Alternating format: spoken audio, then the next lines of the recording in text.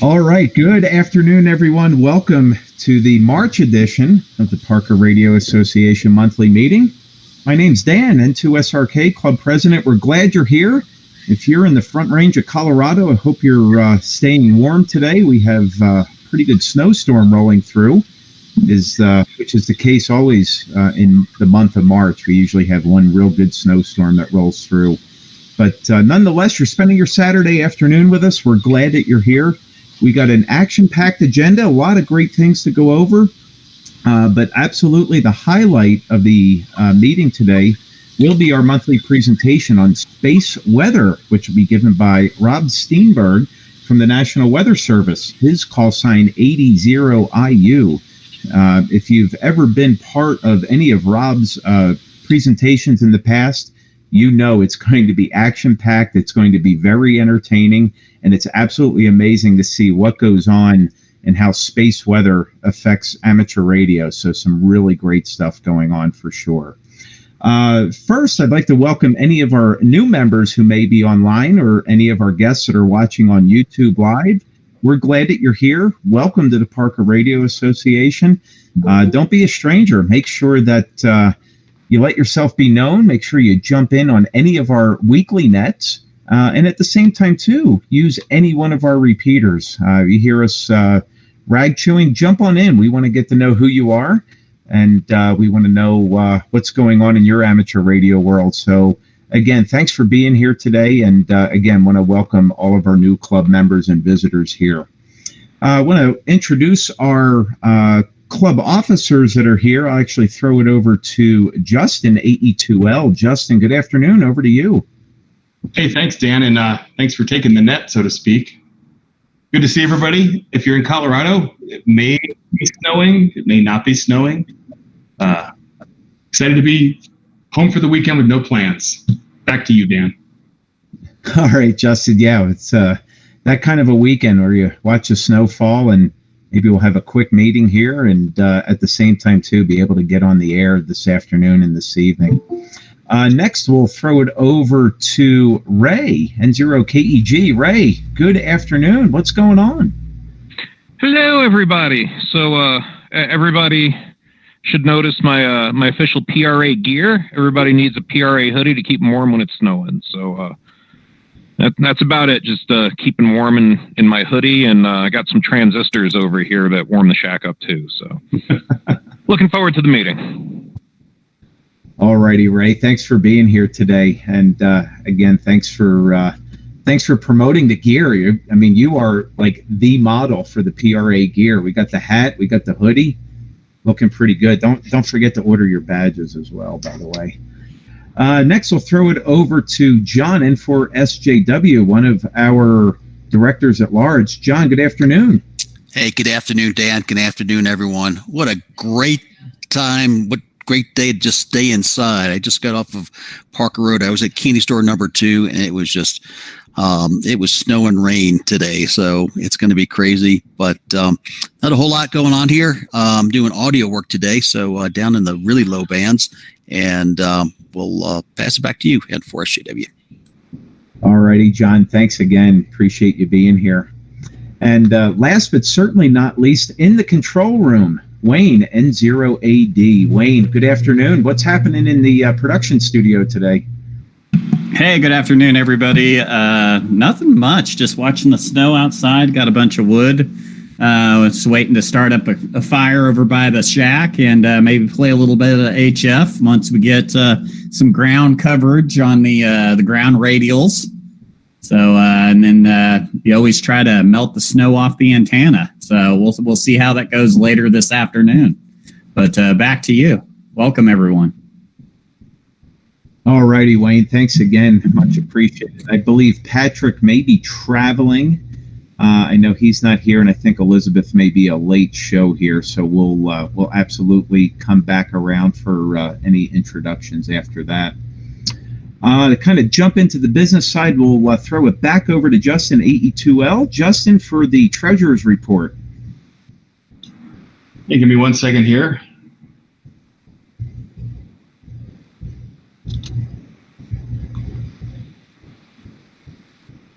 Let me know when you can see my screen, please. We are good. Okay, so report for March is the club is financially healthy. Checking balance as of the 9th was 6814.33. PayPal balance was 362.47, and that's on its way to the checking account. And we did get our King Soopers Kroger check for last quarter, which was Q4 2020, which was 660.71. 57 households participating as of last email from Kroger. I kind of thought that the trend on Amazon was pretty cool. Biggest check we've ever gotten from Amazon for a quarter was 121.02 in 2021. So that's great. Thanks for everyone that's helping out with those. Membership report, 213 active. We seem to be hovering at this 213. I see the guests, the expiring, moving a little bit, but pretty consistent, over 200, which is great. We've got the income versus expenses that is pretty standard for what I present every month. Nothing out of the ordinary. Lots of money to be spent. Right now we have 3,819 waiting to be allocated in a budget meeting we're going to be having here next week with the board to look at the requests that have come up from the committees. And we hope to allocate the 4,000 that we've got right now to the best jobs we can for the mission of the club, which is promoting ham radio and keeping the squelch loose. So keeping this one short, anyone have any questions?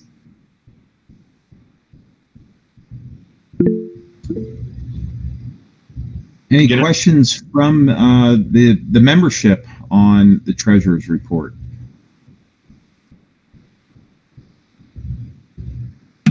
All right. Nothing online either. Brad said buy an analyzer. Have to add that in, sure. All right, Justin. Yeah, I think we put out, Dan, with the report. So if anyone wants a copy of this or has any questions, always let me know.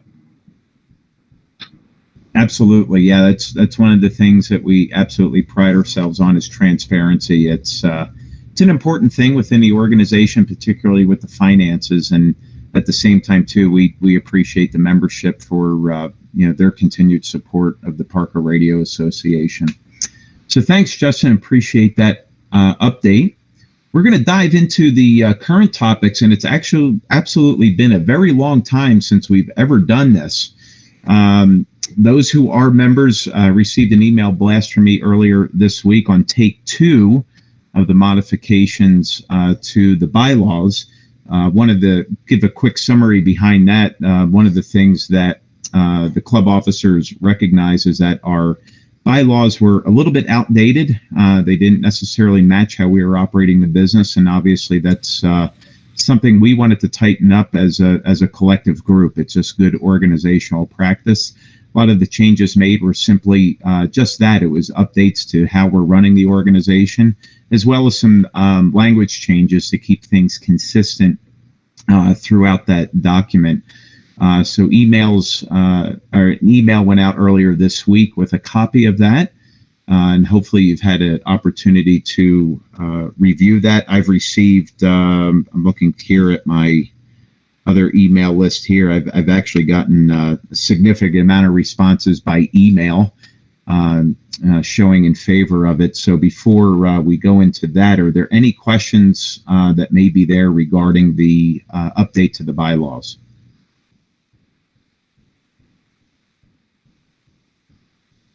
Okay, hearing none. This is the one rarity that we have in the PRA. I'd like to entertain a motion to approve the bylaws. I second your motion, Dan. Okay. I third. Ray raised his hand. Yeah. All in favor? Say aye. Aye. Aye. Aye. Aye. Any opposed? Any abstentions? Okay, the bylaws pass. We'll make sure that our secretary gets that in. We do have a question from the floor. Michael Stice, you raised your hand. It's over to you. No, I was just raising my hand to vote. I'm sorry. Oh, That works. we'll count it. Excellent. Well, motion passes, and appreciate everybody's feedback and attention to detail to that. That was pretty important for us to do. Next, I'd like to throw it over to Doug, KE0DC, with our VE testing committee. Doug, good afternoon. We'll throw it over to you. The VE committee's been pretty darn busy here lately. And I think you're on mute.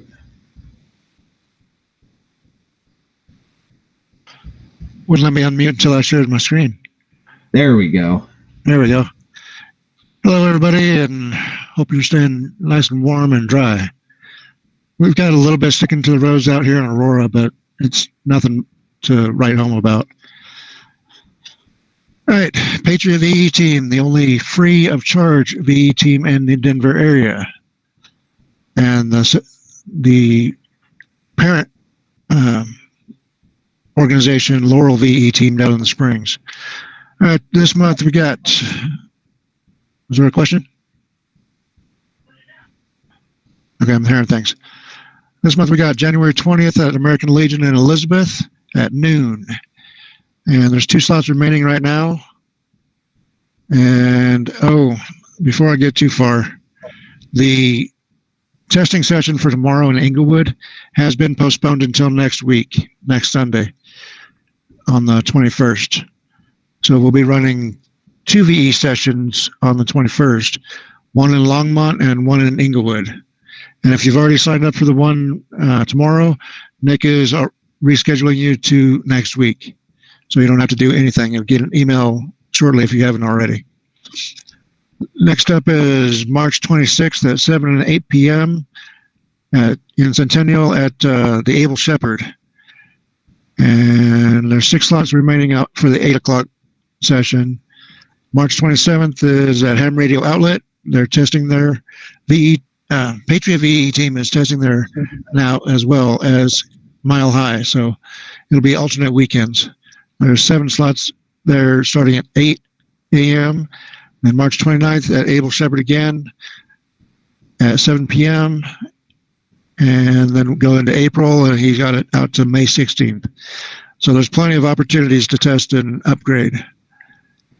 And if you can't make any of those, you can always go to the ARRL exam session, do a search. And just an example, there's a test session in Bailey, Colorado Springs. I already mentioned Denver. And I mentioned Elizabeth, Grand Junction, and the list goes on. There's another 9 pages there. But if you have any questions or concerns, feel free to email me at ke0dc2@gmail.com. Back to you, Dan. Alrighty, Doug. Thanks for the update. And boy, it's so refreshing to see just how busy the VE community is. Certainly in the midst of a pandemic, but at the same time too, you guys are just doing a fantastic job. And you know, the number of new licensees that are coming in are just phenomenal, particularly here in Colorado. So definitely hats off to you. Yes. One more comment. Nick did a comparison of last year versus this year in January. And I think it was something like, I posted it in the forums, I think. But speaking of which, that's where I post everything that when I find out, because I don't always have time to get on the air. But last January was like 27 tests, and this year was like 97. Wow. So there's a lot of new hams out there, and it's been in the hundreds for testing. It's phenomenal. That is excellent. Well, I mean, it certainly goes to the VEs who are out there administering the tests as well. So again, I want to thank you for your efforts in that, and certainly anybody who's a VE, thank you for your efforts in serving that. That's just a thankless job and much appreciated. I can still remember 2 of the 3 VEs when I got my ticket. 25 25-ish years ago, maybe a little bit more. Actually, I'm coming up on 30 years, but I'm not going to admit that. All right, Doug, thanks again. Much appreciated. Brad W0BDT, I don't know if you're on. Brad, are you here? Okay, we don't have Brad here this afternoon on the new member committee. Maybe we'll be able to check back with him if he's a late check.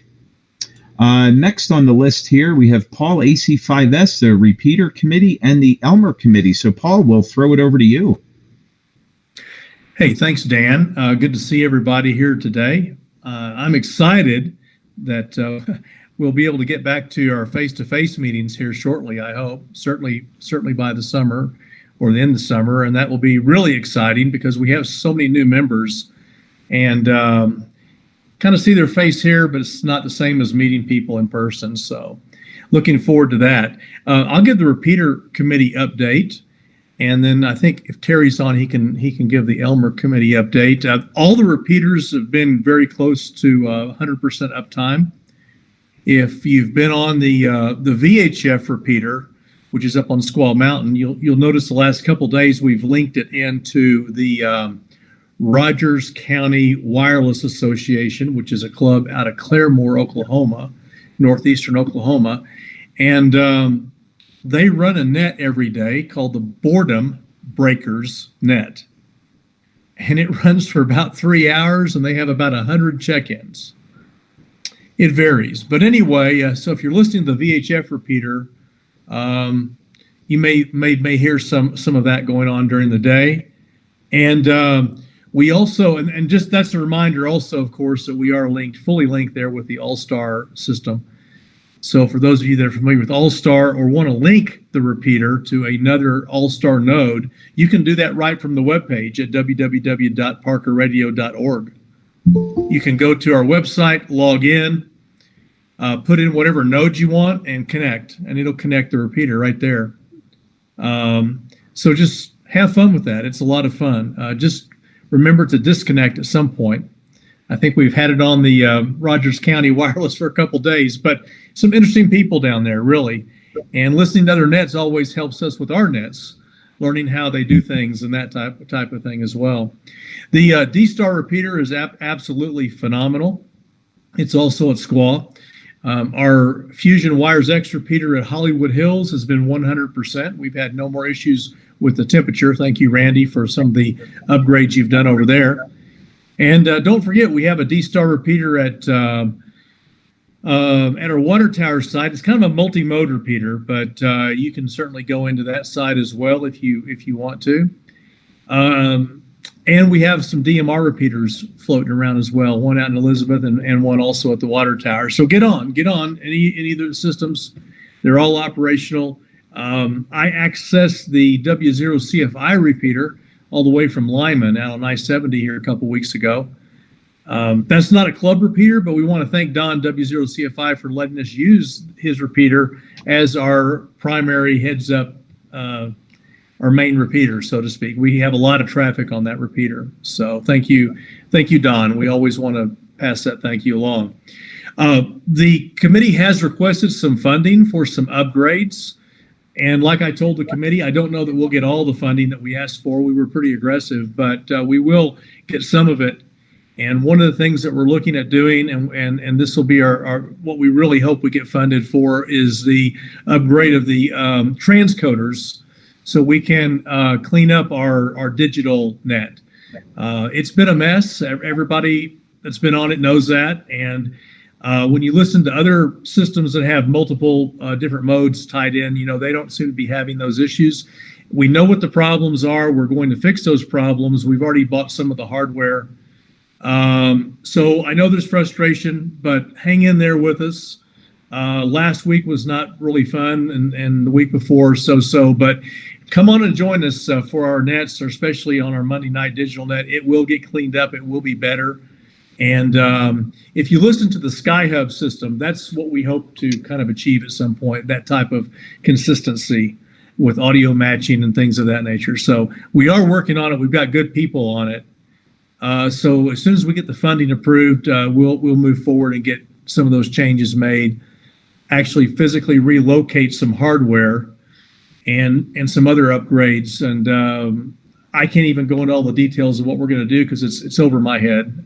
I've been around this stuff for a long time, but when you start talking to people like Ray and Bill and people like that, I get lost. So, but thank you to everyone who's helping out with that. If you have any suggestions about what you'd like to see us do with our repeater systems, please let us know. That's how the All-Star link with the VHF repeater came about, was club members saying, hey, I'd kind of like to see a VHF repeater. And then I'd kind of like to see it linked to All-Star. And so we kind of heard that enough times that we said, okay, we'll move forward with that. So let us know if you have any suggestions. We'd be happy to take those under consideration. And if you want to be part of the repeater committee, then let us know that as well. We actually have two groups. We have the group that takes care of the IT technical stuff, and then we have more of a hardware group. But we're all in the same committee. So, okay, that's all I had. I'll throw it back over to Ned. Unless Terry's not here, I can make a couple very, very quick comments on the Elmering group. Back to Dan. Yeah, Paul, I think I don't see Terry online, so we'll throw it back over to you for Elmer committee update. Okay. Well, we're getting 2 or 3 requests a week from different club members, both new club members and members that have been with us for quite a while. And those get filtered through the web page, and they go to Elizabeth, and then they come to Terry and I, and then we get a hold of those individuals that are requesting information or requesting assistance. I think I was out at 2 different QTHs this last week, helping individuals with some antennas and stations set up. Terry's available, and we have other people on the committee that are available as well. So if you have any questions, you want to get that 991 you purchased going, or you want to figure out how to set up your grounding system, or whatever the case is. We've had a lot of questions on Anytone 878s, and we're doing the best we can to answer most of those. So if you have a question, send it. We'll get back to you shortly, and we'll do our best to get somebody in front of you in person, or as COVID starts winding up, we'll be able to do that more often. Right now, a lot of it is we've done Zoom meetings with several club members, and we've also done some phone calls and some in-person visits when we can meet outside. So the Elmer Committee's there. Let us know how we can help. And again, welcome to all the new members. Super exciting to see that. Back to you, Dan. All righty, Paul. Again, thanks for that update for sure. And boy, the repeater committee, I think, is the largest of the committees that we have within the PRA. The repeater committee just does a fantastic job. And the Elmering committee, what's amazing is the number of new hands or new licensees or people who are new to the area that are reaching out to the Parker Radio Association, and in particular the Elmer Committee. And Paul, hats off to you and Terry for your efforts here, most certainly here recently. I know the number of requests have been coming in pretty hot and heavy, and I think that's just a testament to who we are at the PRA. We're kind of like the old 80s sitcom Cheers. We want to get to know your name and make sure everybody gets to know it. So we certainly want to welcome you for that. And again, thanks for those updates there, Paul. Next, I want to actually throw it back over to Doug, KE0DC. Doug, I know this past week you and Brian, K0FBS, did a really, really fantastic net control training session. You want to give us just a quick update with that? Well, I had to cut out early. I had my Aries meeting the same night, but I did introduce everybody to NetLogger. It's not real complicated. It's got more features than you'll ever use, and it's an easy way to track who checked into the net. And if you make a mistake, you can easily correct it, delete or clear the line, type it back in, and all you have to do is type in a call sign after you sign into the available 3 accounts. QRZ, EQSL, and I want to say QRZ.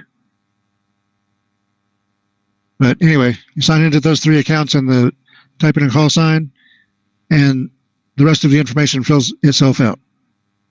So you don't have to guess or write in whose name is what. As long as they're on one of those 3 services, you get all their information. Then after that, Brian, I don't know if he's on tonight or not. I had to cut out after I presented that, and he took over the net control side of the house. And I think he was recording it, so it should be up on the YouTube page soon. I think he might have been trying to get a hold of N0AD as well to make that happen. But net control is not that difficult. And every club that I know of in the Denver area has a net script available online. Use that as a reference. Make it your own. You can do whatever. There's no set limit or rule for that. If you're running the net, it's your net, and you can run it how you want and say what you want, as long as it's within FCC regulations. But if you ever have any questions about that, get a hold of Brian, K0FBS, or myself, KE0DC. And I know in the email blast, my email's in the that one section, the Digital Learning Net, which I hold on Wednesday nights.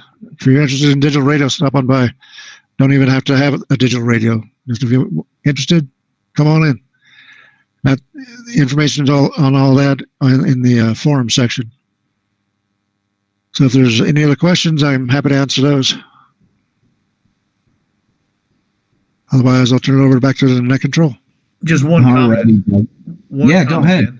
Yeah, I just want to thank Brian and Doug for doing that training. It was really, really good. I'm not just saying that. It was really, really good. And I think a bunch of people got off that training session and felt very comfortable with going ahead and signing up for net control. So, and I also want to thank Doug specifically for that digital training net that he does, because he's taken some of the load off of Terry and I. That's not exactly why I'm saying that, but he's taken some of the load off of us. But he also, they cover a lot of really, really good topics, and they're very friendly. People have made several comments that when they get on there, they can ask questions and everything. So thank you, Doug, for doing that. We really appreciate that. Yeah, thanks, Paul. Also, I commented in the chat section, but I'll go ahead and announce it since I got the floor right now. If you have an 878 and have questions, get with me. I've been tinkering with those for over 2 years, so I pretty much got it mastered unless they put in a new feature. But if you need help with an 878, come on in or email me. And the Digital Learning Net, I do have recordings up on my YouTube page. You can find that with my call sign, KE0DC. And you can watch all the back episodes that were recorded. And thank you again, Wayne, for introducing me to that software. That is awesome software. Yep, streaming software. And also that the net control video is up on our YouTube channel. Oh, good deal. Thanks, Wayne. It's posted. Back to you, net control. All righty, Doug. Thanks for the update for sure. And that's real good stuff, in particular on the 878. I know that's been a good radio for you over the last couple years for sure. And to echo Paul's comments, again, thank you for doing the net control training. So with that, and as Wayne is showing off his 878, with that, if you did attend the training, I think your next steps should be, and Doug's got his 878 up there as well, get yourself to www.parkerradio.org, and under the events tab, sign up to be a net control station. Doug said it perfectly. There's a script there to help you out. You can follow it either verbatim or you can make it your own. That's completely up to you. So we ask club members to take just one net a year. And that's really just a real simple way to give back to the organization, number one. But number two, being a net control station, boy, it's a great way to really hone in your listening and copying skills. That's two very, very important aspects within amateur radio. And I'm very thankful I have two big ears and one mouth. I got to use these more often than I use this. So make sure you do that. And it's not a John Wayne position. If you're nervous to sign up to be a net control station, that's okay. That means that you greatly care about what you're trying to do. And we won't leave you out there stranded. You'll have somebody backing you up, and you can even have an Elmer to your right or to your left, coaching and guiding you along the way. So make sure you do that this afternoon while you may be multitasking for sure. Next, I'm actually going to go off the script a little bit and actually ask Randy, K0TNG, if he would provide a update for Field Day. So, Randy, we'll throw it over to you. Okay, thanks, Dan. Hopefully everybody can hear me. Okay, good. I'd like to welcome all the new people that we have here, and especially new hams that are not familiar with Field Day that's going to be coming up. So you might want to mark your calendars for June 26th and 27th. We're going to have Field Day up in Woodland Park. And this is an overnight event. It's basically a 24-hour event, 12 noon on Saturday till 12 noon, about 12 noon on Sunday, the 26th and 27th. Now, some of us are going to be up there early. The festivities, if you want to call it that, kind of starts on Thursday or Friday. So you might want to maybe take those days off. Come on up, see us. You don't have to stay at Woodland Park. You can always just come up for the day, whatever you want to do. Camping is available if you have a tent. RV camping is first come, first serve at this point because all the reserve spots are pretty much taken, but they do have a lot of first come, first serve. And if you do that with RV, or even if you want to do tent camping in your own site, you may want to come up Thursday and see if you can't get in for the remainder of the weekend, or whatever you want to do. There's parking available outside the park. There's some available inside the campground, I should say, not the park. We have dinner on Saturday evening that club sponsors. The plan is pulled pork and some other goodies. So, but, come on out, get on the radio. We hope we will exceed the numbers we had last year in this pseudo contest and that sort of thing. And I can't think of anything else right this second. So back to net control. 7-3, everyone. All right, Randy, thanks for that update for sure. Yeah, that is probably one of the key highlights within the PRA each year is Field Day. Just an absolutely tremendous blast, and it just seems year after year we keep getting better and better at it. But the cool part behind Field Day with the PRA, it's not necessarily all the contacts that we make. I really think it's the camaraderie, the fun, the food, even some of the beverages that are shared. Just a real good time overall. So a very, very loose environment. And boy, you're guaranteed to make a bunch of contacts on Field Day with the PRA. That's for darn sure. We want to get you on the air. That's pretty darn important to us. Bill, I don't know if Bill W0SUN is on, so I'm going to actually steal the floor from him. Not only for Bill's our election chairman for the PRA. So this year is actually a voting year for all club officer positions. That'll be taking place later on this year. And Bill will be and is in the process of looking for some support behind that. And what's important behind that support is that you're more or less just helping Bill along the way as it pertains to helping to garner people for nominations. It makes the nomination process meeting go rather smoothly. But at the same time, too, we're all about checks and balances and transparency. So when it's time to vote, not only will Bill be counting the votes, but somebody who has also offered or volunteered their services to reconcile that count as well is also needed as well. So if you're interested in helping out with that task for this year, please get a hold of Bill W0SUN or myself, and I'll make sure that we're able to pair you guys together for sure. So keep that in mind. And again, as I mentioned, it is an election year, so all club officer positions are going to be open for not only nomination, but obviously for election. So if you've ever been interested in running for a PRA officer position, this may be your year.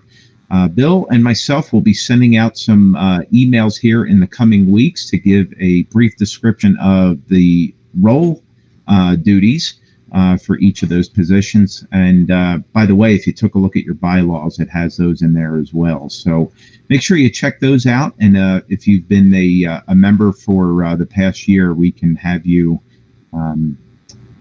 as a officer of the club. I'll tell you what, it's a whole lot of fun. I've been having a blast doing it.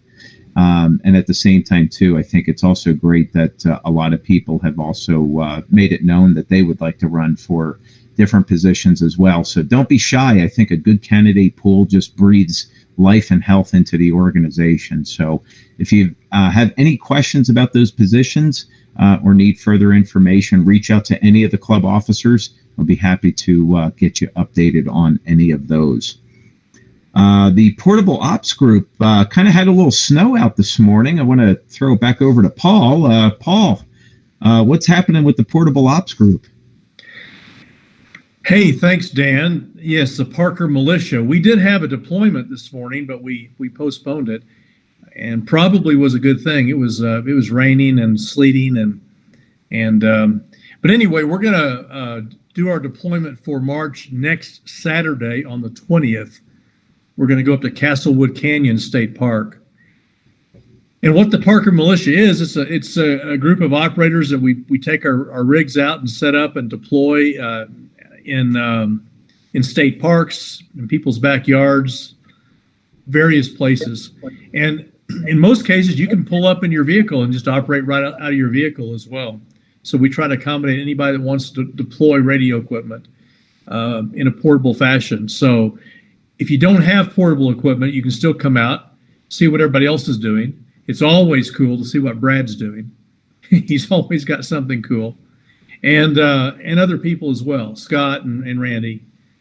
We have usually a pretty good turnout, 10 to 15 people and more when the weather's better. So I can't promise good weather next week, but I can tell you if it's not snowing or raining, we'll be out there. So Castlewood Canyon State Park, come in on the south entrance, and we'll be by the main overhang on the east side of the park. There is a small fee to get in the park, but it is what it is. And we do a deployment every month.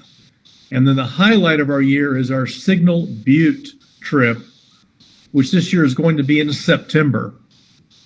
And there'll be some more details come out in the blast about that. Everyone's welcome. Send an email to ac5s@icloud.com and we'll get you on the mailing list. Back to Net Control. Alrighty, Paul, thanks for that update. Yeah, if you've ever gone out with the Portable Ops Group, it's just a really, really cool thing, not only in being able to operate in the great outdoors, but I think the really cool part is the learning aspect behind it, being able to learn from fellow ham radio operators, why they choose particular setups, why did they choose that particular antenna. Just a real great group out there for sure. So if you haven't participated in that, even if you don't have a radio, join the hike, join the trip out there, and have an absolute blast with that. That's one of the neat things behind the Portable Ops Group. So thanks for that update there, Paul. Jeff 80L, I don't believe is on. Jeff, are you there? All right, Jeff's not on, but with Jeff not being here, we can talk about him. So one of the things I'd like to commend Jeff as well as the rest of the website committee. They just do a fantastic job. Behind the scenes, each and every week, they keep the website updated. There's a series of plugins and patches that need to be done weekly. They just do a fantastic job with that. The committee is also responsible for posting on the events tab things there.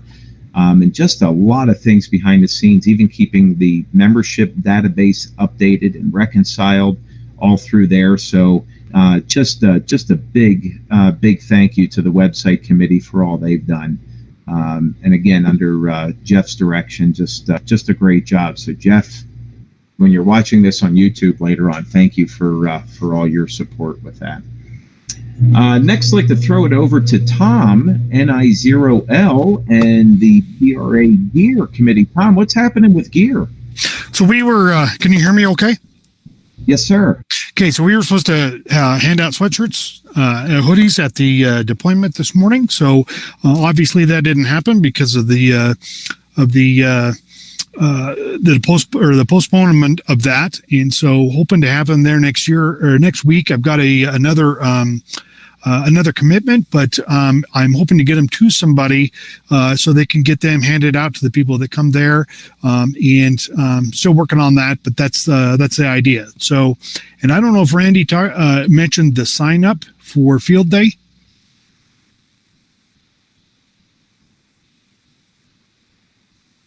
No, I forgot. Why don't you go Okay, ahead?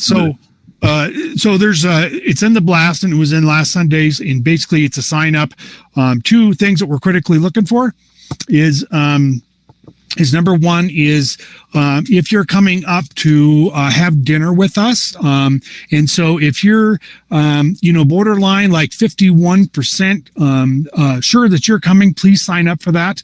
We would rather have an inflated number on the high side than on the low side. Where we're using that for is to make sure that we have enough barbecues, we bought enough food, and that relates to the budget meeting that they're having in a couple of weeks here to make sure we've got all of the food and everything bought that we need to and have all of our bases covered there. The second thing is we want to know if you're going to come up and do car camping, drop your stuff off, camp at the PRA provided campsites, and then go park your car. And we just want to know what numbers are there and make sure that we've got enough space for people and that we are prepared to do that. So if we have way more numbers than we did last year, because we have way more members now, then we need to make sure that we understand that and know where to put people. So basically that's it, and appreciate the chance to update everybody.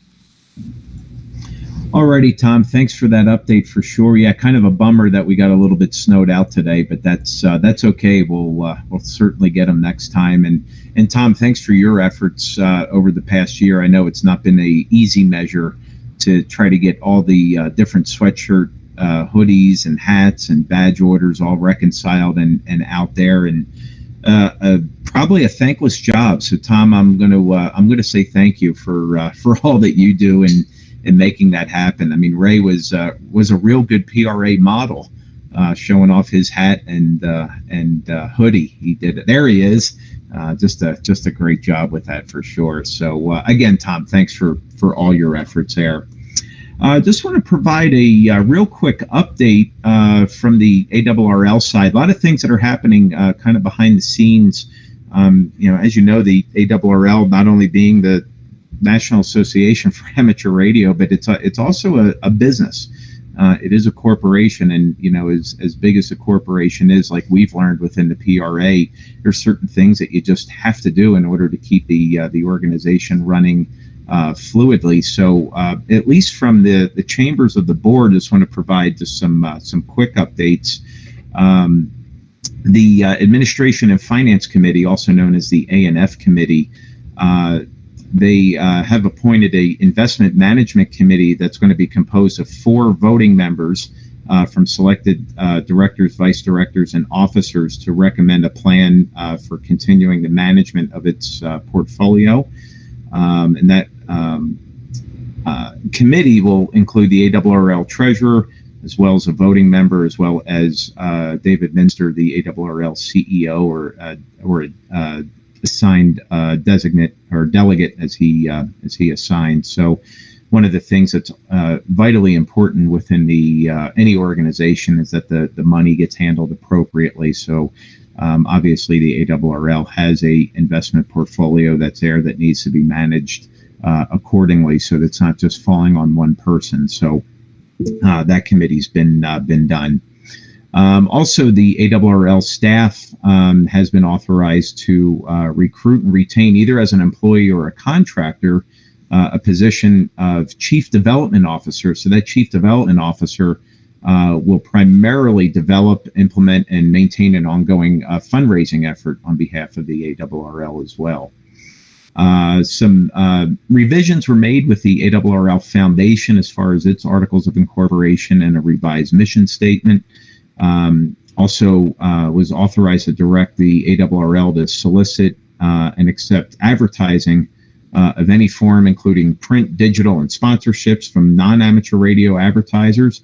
Obviously, it's excluding anything criminal or fraudulent or just of that nature that obviously won't be included in there. So one of the other avenues of which its publications gains revenue and revenue traction there. One of the key highlights of the last board meeting was recognizing the staff of the ARRL just for their efforts in not only maintaining but operating the headquarter functions this past year. Certainly, it wasn't something that was easy for the ARRL staff. A lot of people worked remotely. A lot took shifts and went back and forth between their home and the headquarters, sometimes working solo de mio. But obviously, their diligence, professionalism, and just resiliency was able to serve the ARRL membership during a pretty stressful time over the past year. So that was one of the neat things there. A series of committee appointments were made. Those committees of the ARRL are kind of the inner workings outside the boardroom that are appointed there. So some updates to those committee appointments did take place between the numerous different committees that are on there as well. So again, just a couple quick updates there from the league. If you are an ARRL member, I want to thank you for being an ARRL member, and I hope that you're seeing the benefit behind it. If you're not an ARRL member, I certainly encourage you to join. There's a lot of benefits to being an ARRL member outside of just QST. There's a series of great publications that come out, but you also have access to things kind of behind the scenes.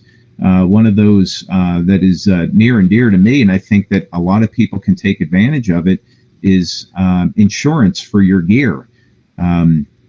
For a pretty nominal fee each year, probably for the cost of less than a DMR HT, maybe non-Motorola, you can insure your gear from lightning, from theft, you name it, and that also includes your computer systems as well. So, for $100 a year, plus or minus, you can have all of your gear insured through a very reputable insurance agency. And again, that's one of the benefits of being an ARRL member. So if you have any questions about the league or membership or anything like that, please let me know. I'll be happy to help you out with any of those questions for sure.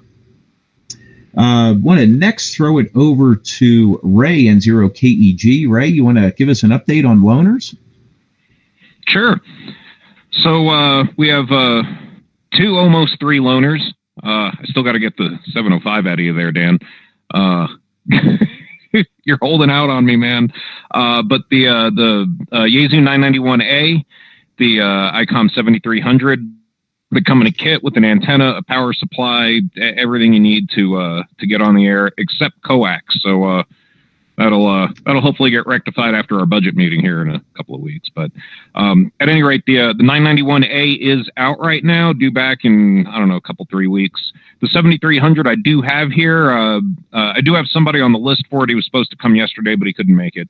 But at any rate, it's first come, first serve. If you want to play with one of those radios, you need a loaner because yours had to go back for service or whatever, definitely hit me up and we'll get the radio in your hands. I can have you over the house here. You can sign the paper and take it away. We do ask that you sign an agreement that says you won't damage the radio, and if you do damage the radio, you'll help us get it fixed. So, but it's a very, very simple agreement. We'll get a radio in your hands. I'll meet you somewhere, or you can come by and grab it. And if you need a crash course on how it works, we can arrange that as well.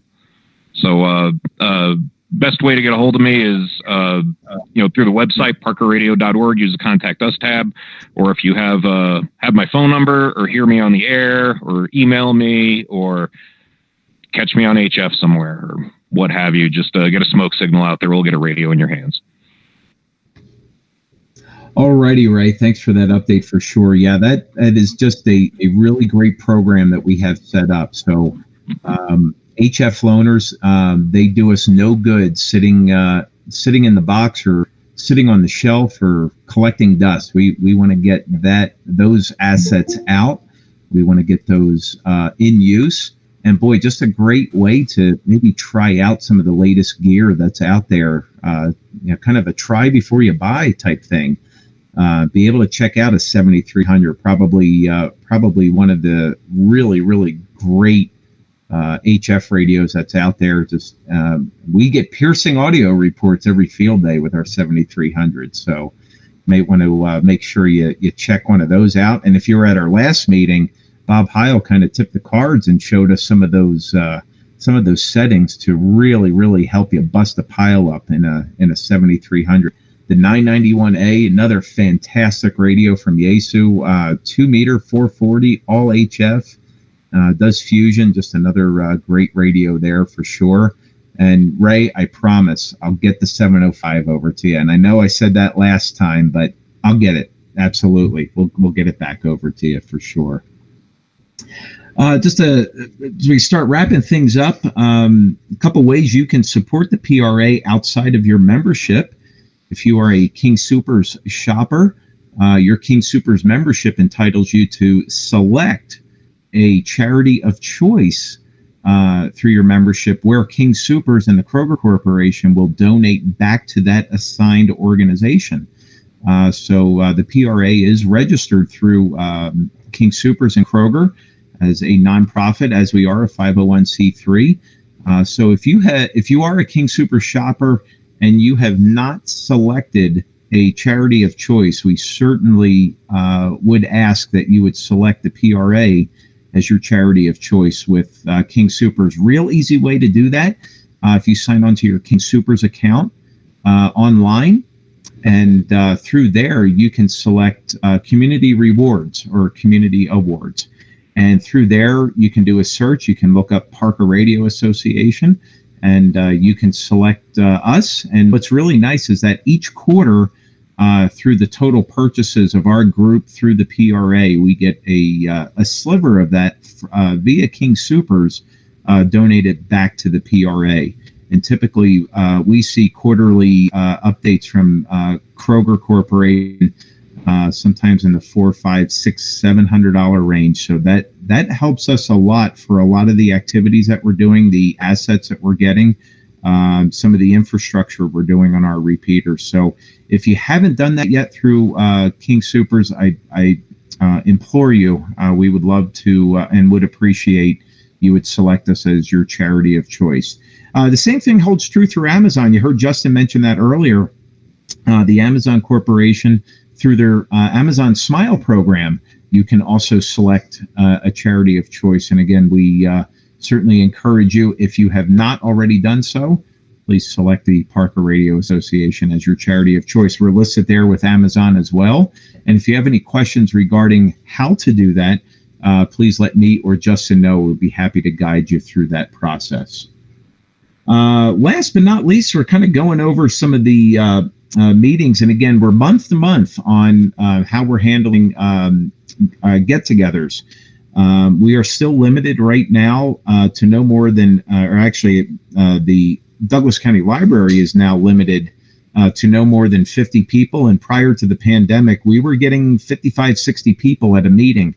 And at the same time, too, the board here with the PRA has also, in the interest of everybody's health and safety, have elected to stay on an online platform, and we evaluate that month to month. So we are scheduled to meet again on April the 3rd. So we will absolutely keep everyone posted as to whether that is going to be a virtual meeting or if that will be a face-to-face meeting. I know a lot of people are anxious to get back to a face-to-face meeting, but at the same time, too, we're going to be exercised with a great deal of caution as necessary in order to make sure everybody remains safe and healthy through this. So more information will follow on that for the April 3rd meeting. That's about all I have for the business agenda of the PRA.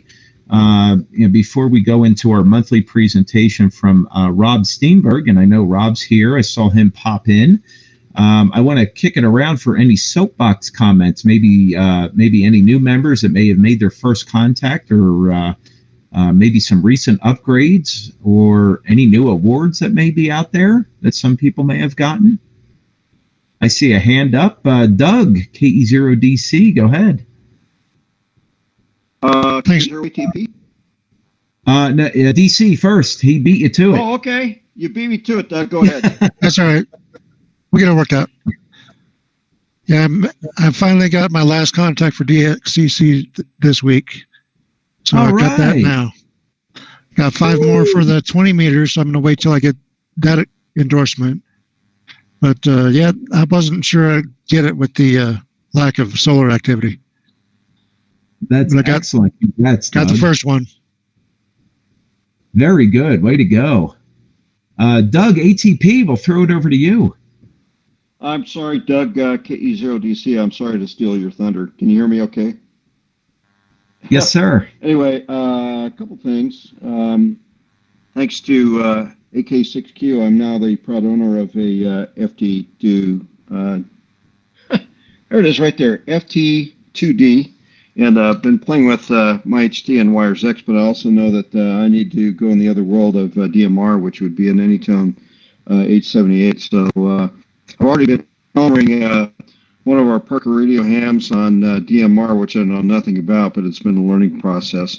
The one question I had, and I don't know if this is the appropriate forum, but Parker Radio as a group, what would you recommend as a general call emergency, whether or not be VHF, UHF simplex, or repeater as a group that we could meet to say, hey, I've got problems, give me a hand. So like emergency calls. And I know everybody defaults to W0CFI, but I wanted to see what your thoughts were. Boy, great question there, Doug. Does anybody have any insight or input or suggestions on that?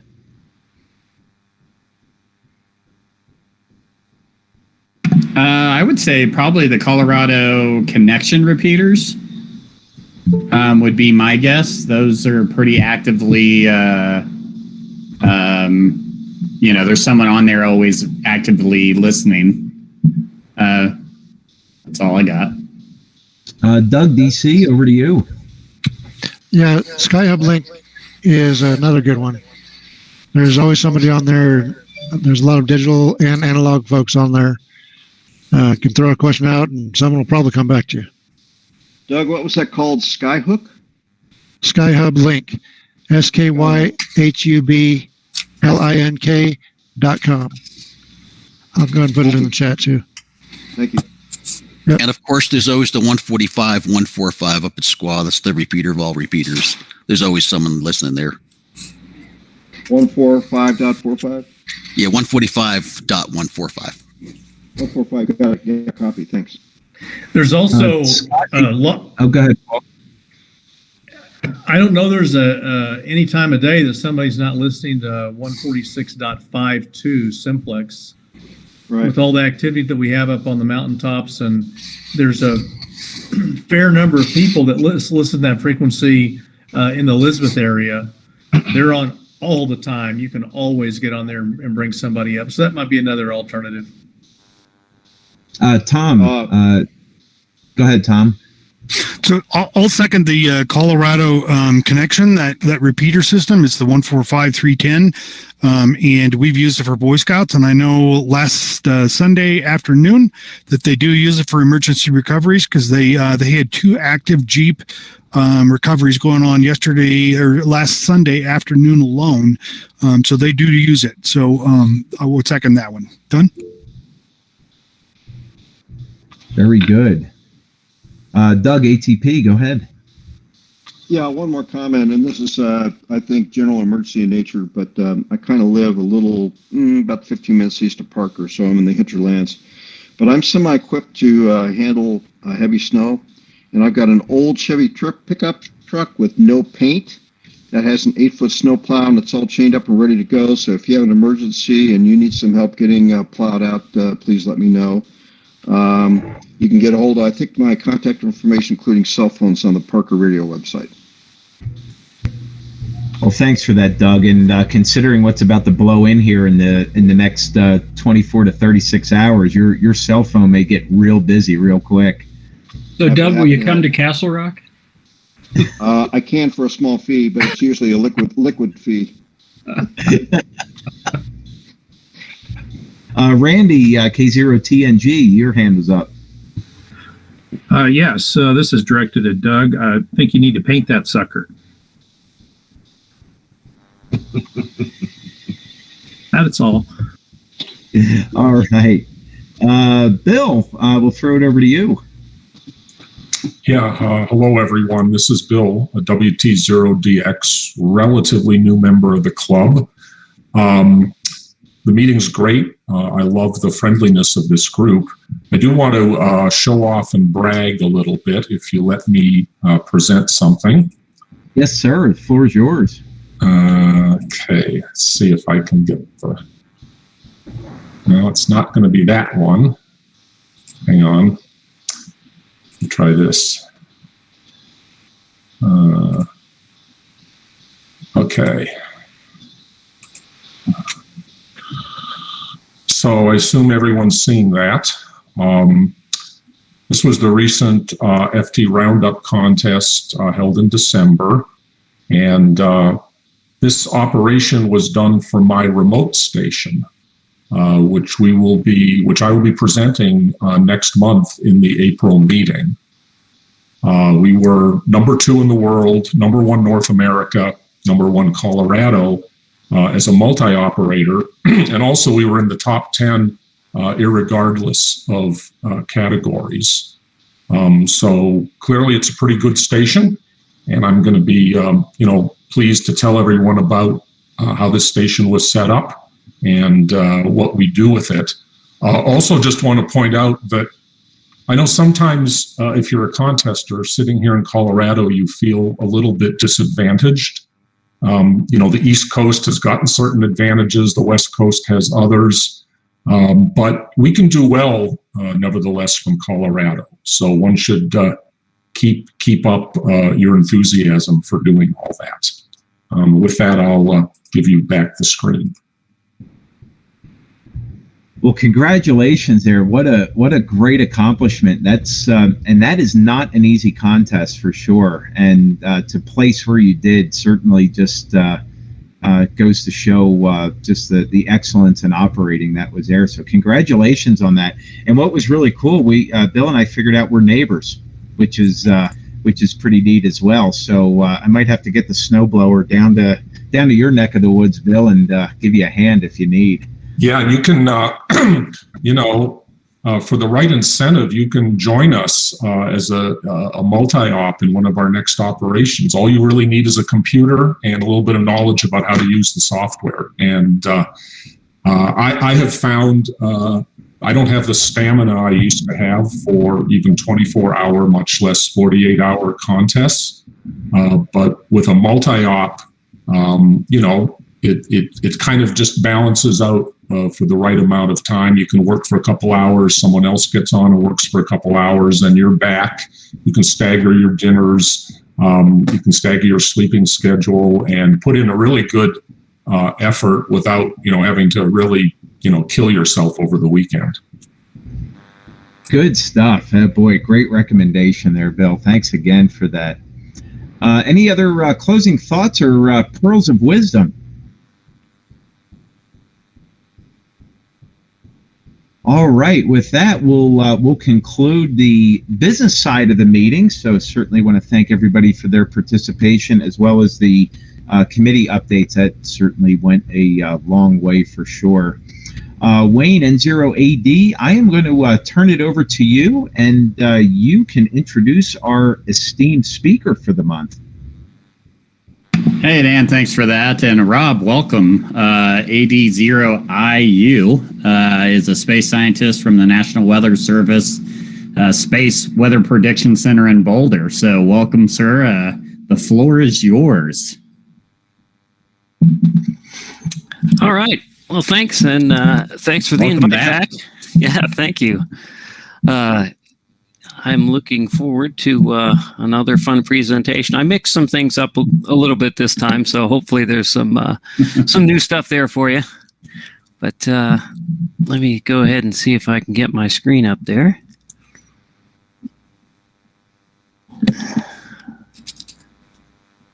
All right. Let me know if you end up seeing my... Yep. All right. In business. Cool. Okay. Well, as Wayne said, I'm Rob Steenburgh. I work at the Space Weather Prediction Center here down in Boulder. I'm in Longmont right now. I've been there in one capacity or another since 2007, so coming up on 14 years there, and it's been pretty amazing ride. So without further ado, let me see if I can get to the next slide. All right, so what am I going to talk about today? I'll give you a couple slides about the solar cycle that we're entering now, cycle 25, give you an update and some predictions because there are a couple of them out there. Then I'll talk about the ionosphere and propagation, and finally space weather and impacts. These pictures on this slide are actually from previous versions of the Space Weather Prediction Center. It was also known as the Space Environment Center and the Space Environment Laboratory, among other names. And these photos date from the 60s through the 80s. So you can see before we had a lot of computer capability to loop things, this is what you did. Put them on the wall and kind of turned your head really fast.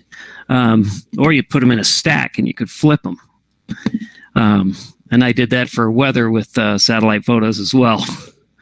The gentleman up here on the top is actually annotating a chart that keeps track of the geomagnetic indices and the solar flux. This chart is still maintained today. We've had reams of paper that when the guy who is the biggest fan of this chart retires, we're going to hang them from the building we work in, giant scrolls. As part of the process of becoming a space weather forecaster, they'll roll these out on the floor, and you have to walk across them without leaving any footprints while holding this big pot of coals. I'm making that up, but if you've ever seen the Kung Fu series from the 70s, that was part of the opening. And then finally, you've got a gentleman down here doing a solar synoptic drawing, which you'll see an example of here later. All right, some solar cycle update. So if you look at the chart here, begins in January of 2019. The prediction extends out to 2023. There's a few different things plotted on here. The observed daily sunspot number in green, as well as the estimated in a kind of a thin orangish color, and you can see it there in the center of the diagram. So notice we had a big jump in December for a little bit. And then the predictions. There's a prediction panel that includes representatives from NOAA, NASA, and the International Space Environment Service. That is shown in blue. So you can see it's expected to slowly ramp up here. Then there's another prediction from a gentleman named Scott McIntosh at the High Altitude Observatory, and that one takes off much more quickly. And you can see right now we're kind of hovering around there. The green is if you average overall solar cycles, that's what you end up with, averaging over them since 1750. So we have a lot of sunspot records. And here's another longer term view to put things in context going back to 1975. And you can see here the Scott's prediction peaking near about 225 or so. And the solar cycle panel much lower, down around 110 or so. And on average, it's between those two. And then the error around it associated with the prediction is shown in the shading. So, time will tell. This is a very, I'll say it's a dark art solar cycle prediction. There's a lot of different methods out there, and I'm interested to see which pans out or how the solar cycle evolves. I'd be excited for the red one from the standpoint of somebody who likes to get on the radio. and it's exciting to work events, but this represents a significant workload too. So it'd be an adventure, I'm sure. I came into this whole thing back around 2007 as a space weather forecaster, and so you can see I rode through cycle 24, which is kind of small compared to previous ones.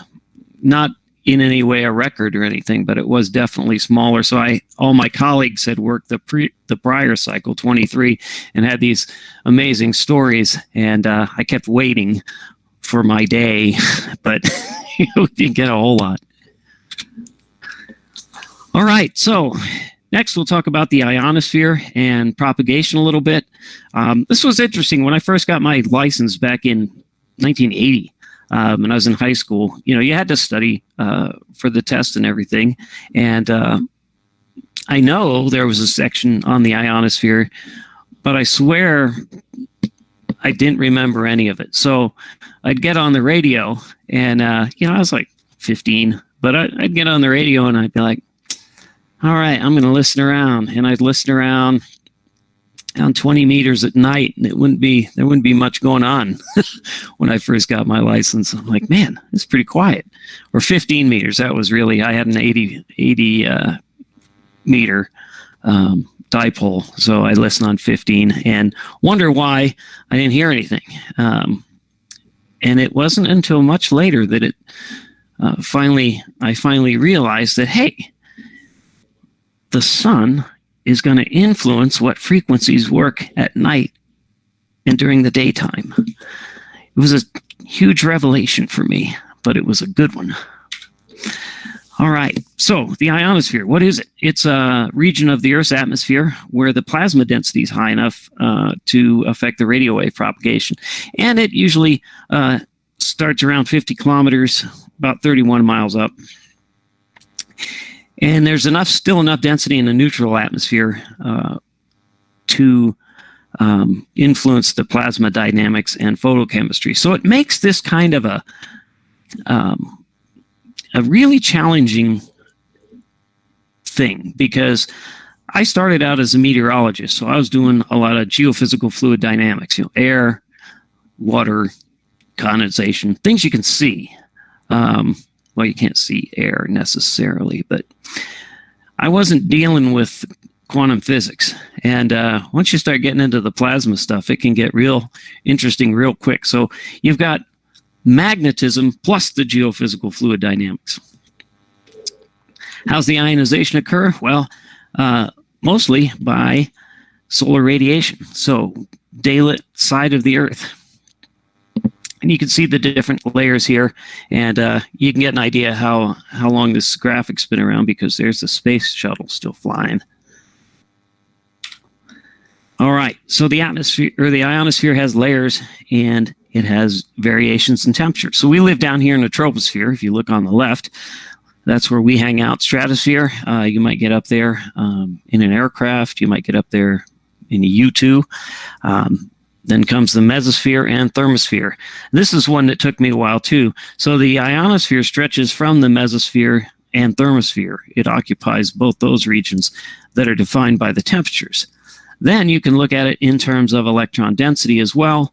And you have different regions of the ionosphere, DE during the day, F1 and F2.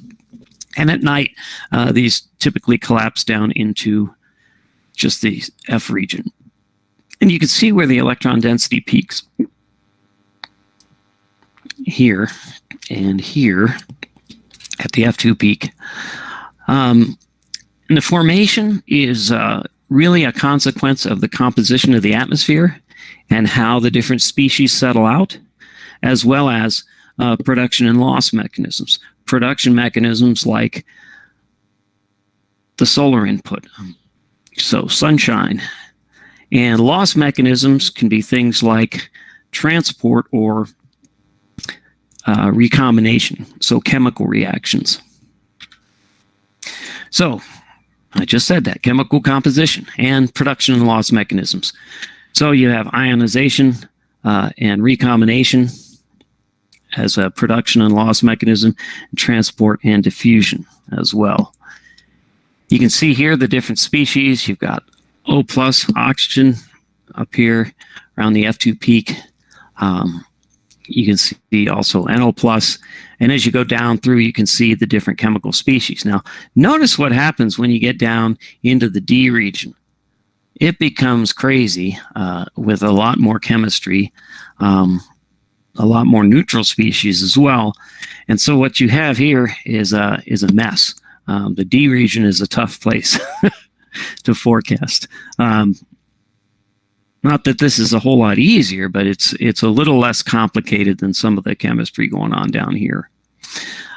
There are cycles you will see in the composition of the ionosphere, so it can vary on daily, monthly, seasonal, and solar cycle dependencies, as well as having latitudinal variability. Because as you can imagine, if your ionization, photoionization from the sun is going to be a big driver of this, then as you head north or south towards the polar regions, you're going to get less of that incoming solar radiation. Whereas in the equatorial regions, you're going to have a lot more.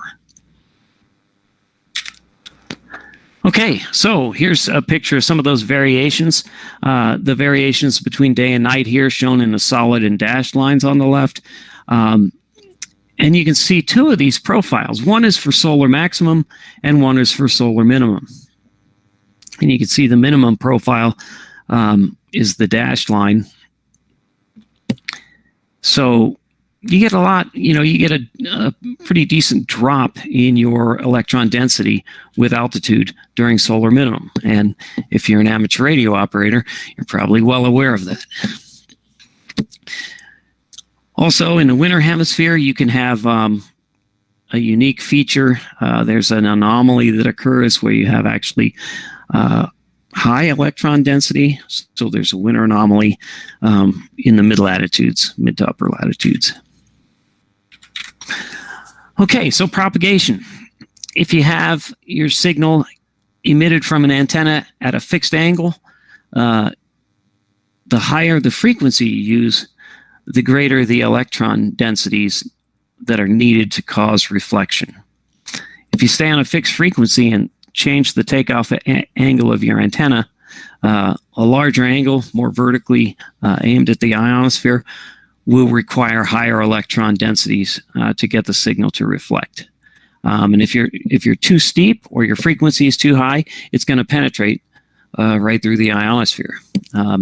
Sometimes you may want that. In the illustration below, if you want to talk to satellites, you definitely want to get through the ionosphere. However, if you're trying to talk to somebody on the ground or an aircraft, you definitely want to use the ionosphere to refract the signal.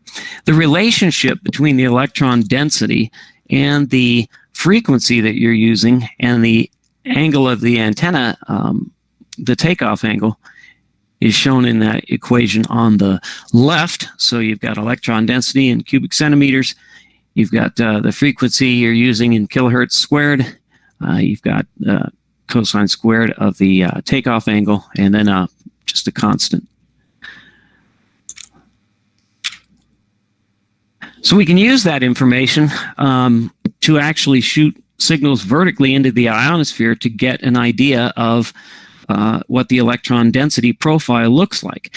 And you can do that by sweeping through a range of frequencies.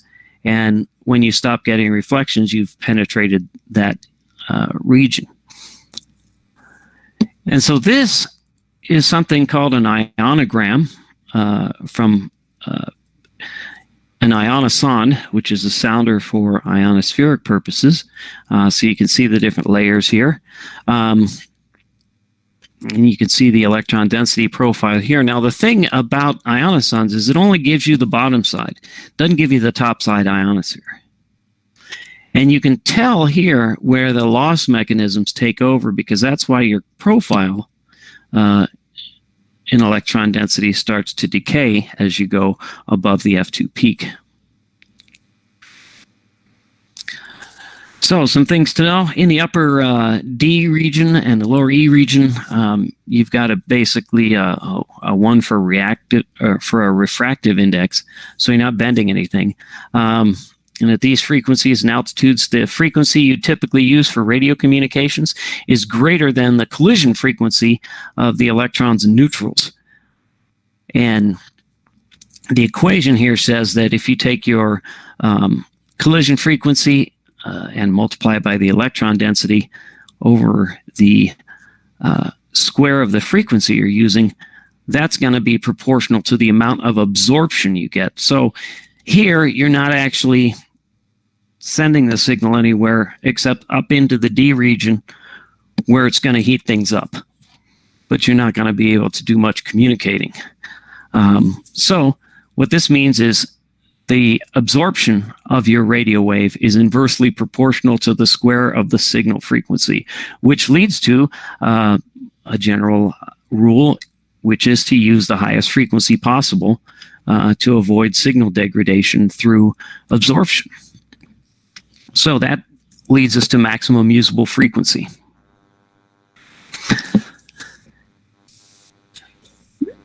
You can define a maximum usable frequency for different distances.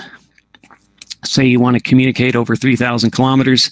The maximum usable frequency is shown here in the yellow. And then here you have daytime. And so you can see as the ionization starts to pick up and your electron density rises, you see your maximum usable frequency goes up. Here we're hitting 15 meters and above. And then as the sun goes down, that frequency drops. And for different path lengths, you can see here that the frequency becomes lower and lower depending on how far you want to talk. FOF2 is the critical frequency. Above that frequency, you'll penetrate the ionosphere. And that's linked to the plasma frequency in the ionosphere. Here's a model of what we currently understand for the thermosphere, ionosphere, and mesosphere. It's a mess. There's a lot going on. So forecasting it is very hard. And these are all things that can influence it. The extreme ultraviolet radiation, solar wind, currents and energetic particles, heating, interactions with the magnetosphere, currents that form, the radiation belts, gravity waves. There's a lot that goes into this. So trying to build a physical model of the ionosphere thermosphere system is non-trivial. It's hard. So before I go any further, and I meant to say this at the beginning, but if you got any questions along the way, just let me know, or I'm going to turn on the chat here so I can see the chat.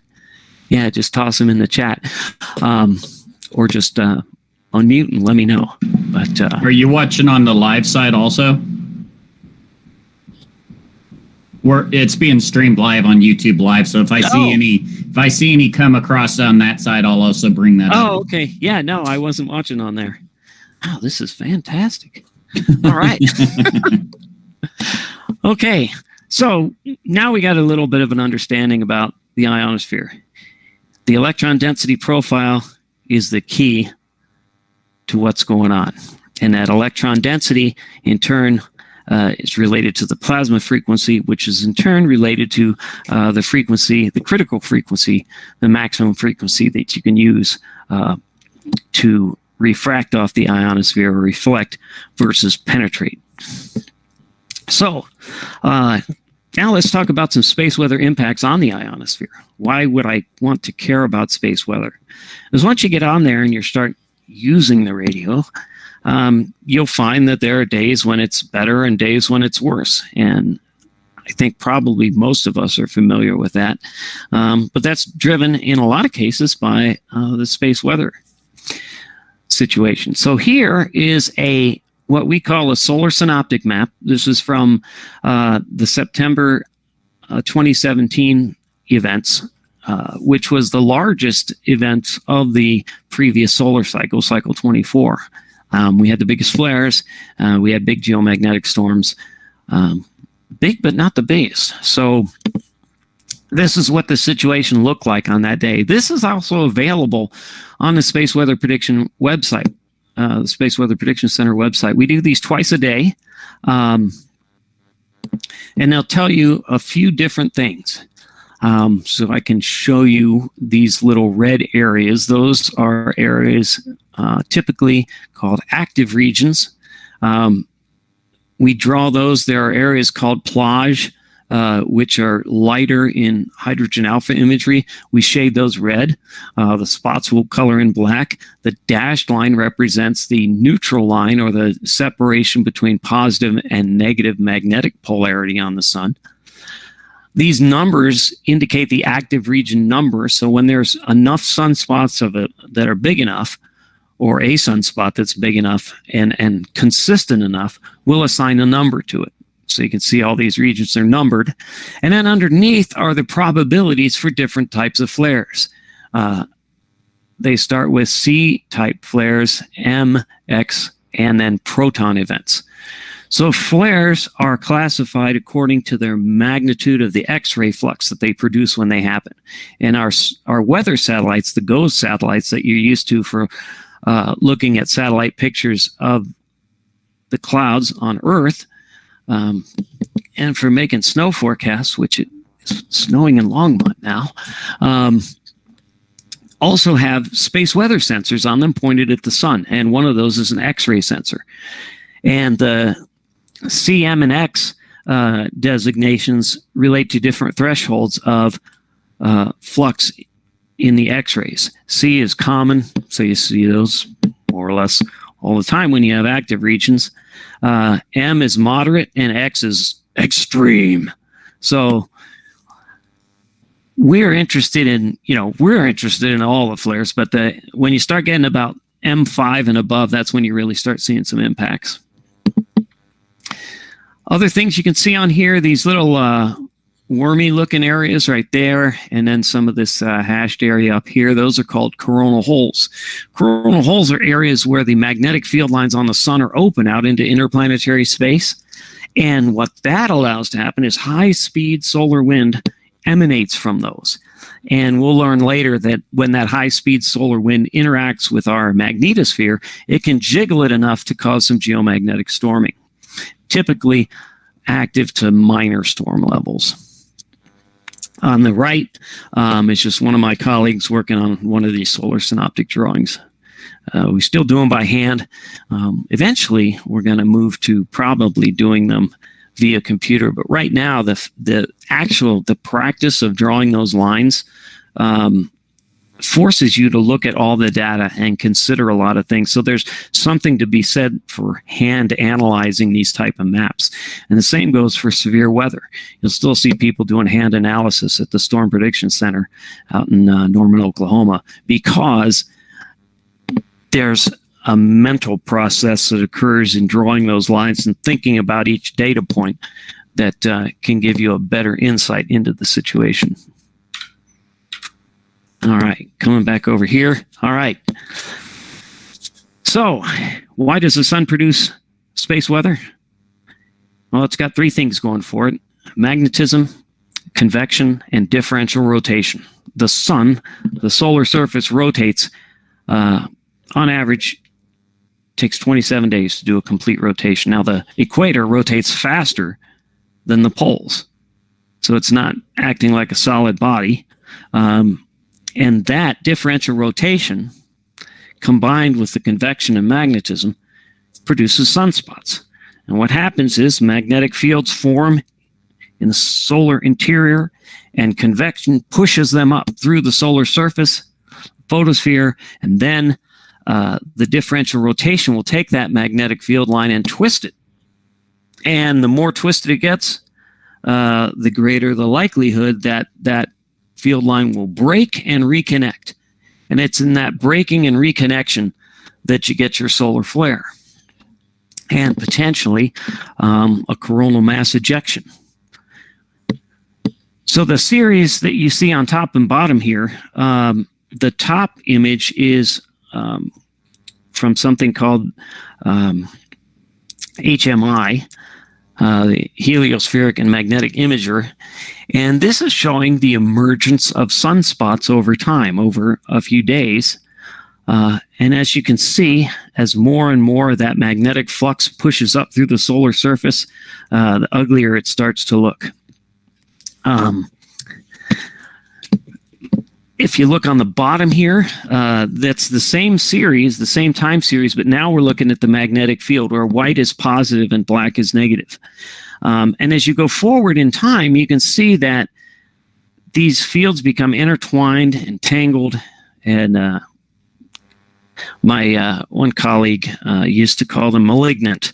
The more malignant they looked, and the more you think if you saw this on your body, you'd want to see a dermatologist, the worse the flare could be. The bigger the flare, and the higher the likelihood of the flare. So big and ugly means greater potential for space weather. So there's three things that we look out for: radio blackouts, space radiation storms, and geomagnetic storms. And they typically occur in that order. The radio blackout comes when you get a solar flare. You get a huge release of X-ray and extreme ultraviolet energy aimed at Earth. It gets here in 8 minutes at the speed of light, and wham! Ionization all over the ionosphere on the sunlit side of the Earth. That huge increase in ionization can increase the absorption. Because if you recall, absorption was related to the electron density. So if you got a lot more electron density, you're going to have absorption, and you can see a radio blackout.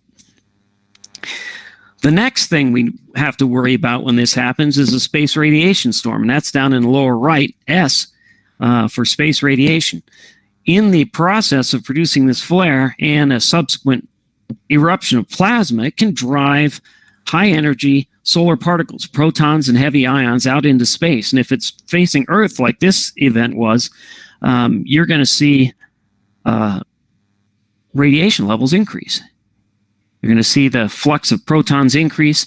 And what does that mean? Well, it's bad for satellites because they can embed themselves in the electronics, these protons, these high-energy particles. And that's what you're seeing. All those little white spots there are high-energy particles hitting the charge coupled detector, the CCD, on the spacecraft. So it looks like snow, but it's sinister snow that can damage the spacecraft. And then finally, the G scale. G is for geomagnetic storm, and those geomagnetic storms are driven by eruptions of plasma from the solar surface. They can occur in conjunction with or be associated with solar flares, or they can occur without a solar flare. There are other mechanisms that can cause plasma to be released out into interplanetary space. So, just to go back for a second, the pictures you're looking at here are of the photosphere, solar surface. Here we're looking at the same sun, but in extreme ultraviolet imagery. The bottom two pictures are from an instrument called a coronagraph. That disk in the center is called an occulting disk, and the little white area, the white circle, indicates where the sun actually is in this picture. We create an artificial eclipse so we can see the outer atmosphere of the sun.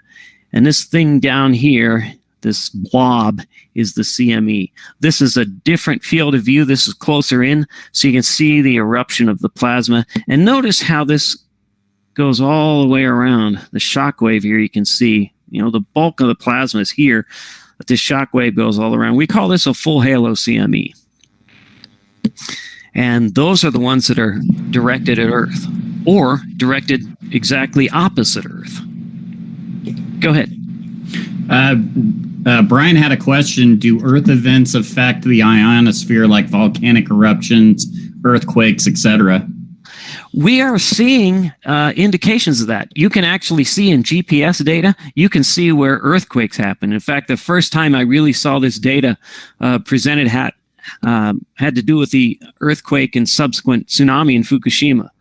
So yes, you can detect the impact in the ionosphere of events on Earth. I'm not as familiar with the volcanoes, but I have seen indications for earthquakes both in Fukushima and elsewhere, some indications within the ionosphere. You'll see disruptions. The other thing I've seen, and I saw a really excellent presentation, it was from a company here in Boulder, actually, called Astra, and they had an animation that showed the convection associated with a hurricane, or actually it was in the southern hemisphere cyclone. In any case, the convection associated with that was driving gravity waves, which are then propagating upward into the ionosphere. So in the GPS measurements of the ionospheric total electron content, you could actually see the waves emanating from the location of these terrestrial weather features, these features happening in the troposphere and propagating the energy up into the ionosphere. So yeah, that can happen. All right. Moving on. This is just a sequence of events, kind of an artist's conception from NASA. So you've got some active region that makes a flare and a CME. The blob of plasma bursts off from the sun. It's moving out through interplanetary space, and then it gets to our magnetosphere. Now, the thing about the coronal mass ejection is it has its own magnetic field associated with it. So it carries away from the sun part of the magnetic field. And depending on how that magnetic field interacts with Earth's magnetic field, when they're aligned and they stick together, you get a lot of geomagnetic disruption. Again, here we're looking at field lines breaking, but now we're looking at them breaking in Earth's magnetosphere and reconnecting. And here they're accelerating particles back towards Earth. And that particle acceleration then into Earth's atmosphere results in the aurora. So this is a typical sequence of events. Big active region, flare, maybe radiation storm, coronal mass ejection. This flare happens, we have no warning. It travels at the speed of light. It happened 8 minutes ago when it gets here. The radiation that's associated with it will arrive here in minutes to hours, depending on where on the sun this event occurred and how well connected we are magnetically between the sun and the Earth. If it's well connected, the particles will travel just like a train down train tracks and arrive at the station here at Earth very quickly. And then, and then for the CME itself, the blob of plasma, it can get here in 17, 18 hours up to 3 or 4 days later. And so again, that's going to be depending on the speed of the plasma cloud that leaves the sun. These can travel over 2,000 kilometers per second. So it's pretty quick. Millions of miles an hour, billions of tons of material heading out into interplanetary space. So this is just another way of looking at it. You get the flare. You can get a radio burst too. In conjunction with this flare, the sun can actually emit energy not only in X-rays or invisible light or EUV, but also in radio frequencies. So you can actually have radio frequency emissions. And there are sites that monitor for these radio bursts because they can tell us some things about whether or not a CME occurred, and if it did occur, give us an approximation of the speed. All those approximations have huge error bars. If a radio burst happens on a frequency used for GNSS, for a GPS satellite, for instance, suddenly your GPS receiver won't be receiving any GPS signals. This can be a hazard for things like aircraft, who now use GPS, not only to go left and right, but also up and down. Or it can happen, as it has in the past, on aircraft radar frequencies, or radar frequencies used for over-the-horizon radar to monitor for incoming intercontinental ballistic missiles. If that happens, that causes lots of consternation in military circles. And it's important to know that the sun did this and not the enemy, because you don't want to be launching nukes because of something that happened on the sun. The energetic particles, like I said, they can get here in minutes to hours. They produce an enhanced radiation environment. This is of particular interest to the astronauts aboard the International Space Station. The guiding principle there is as low as reasonably achievable for the exposure to radiation. So to the greatest extent, they want to keep the astronauts and the radiation separated. Inside the International Space Station, they do this by moving the astronauts in when there's a very significant event. They'll move the astronauts to portions of the space station that are more well shielded, and they found that water, in fact, is good shielding. They monitor the astronauts. We have a real-time monitor on board the space station called, one of them is the Tissue Equivalent Proportional Counter, or TPIC, and that has an alarm on it that'll go off if radiation levels exceed a certain threshold. And they also wear dosimeters, and now, when I was there, I worked there briefly around 2009, 2010 timeframe with the radiation group there, but they used to have just static dosimeters that you'd carry up into space. Then they'd typically be returned on the space shuttle or with you when you came back, or the area radiation monitors would be collected and returned to Earth on the space shuttle and then analyzed on the ground. Now they have, and this evolved out of medical technology actually, but they have active sensors that are continuously feeding data down to NASA about the radiation environment and the dose rates for the individuals on the space station, which is pretty slick. All right, so then the plasma, like I said, can get here in hours to days. And these are the different products we'll issue for X-rays, for the flares and the radio bursts. We can issue alerts. We can give you a little bit of a warning for particles, maybe. And for the blob of plasma, if we've got good coronagraph imagery and we determine that it's Earth-directed, we can put out a watch well in advance, like a hurricane watch. And then once it gets to about 1 million miles from Earth, where we have a spacecraft to detect it, we'll issue a warning if the magnetic field looks like it's oriented in such a way to give us big storming. And once the storming starts, we'll send out the alert. We have NOAA space weather scales to try and quantify the magnitude of these different events. They go from 1 to 5. So 1 being the lowest, those are minor.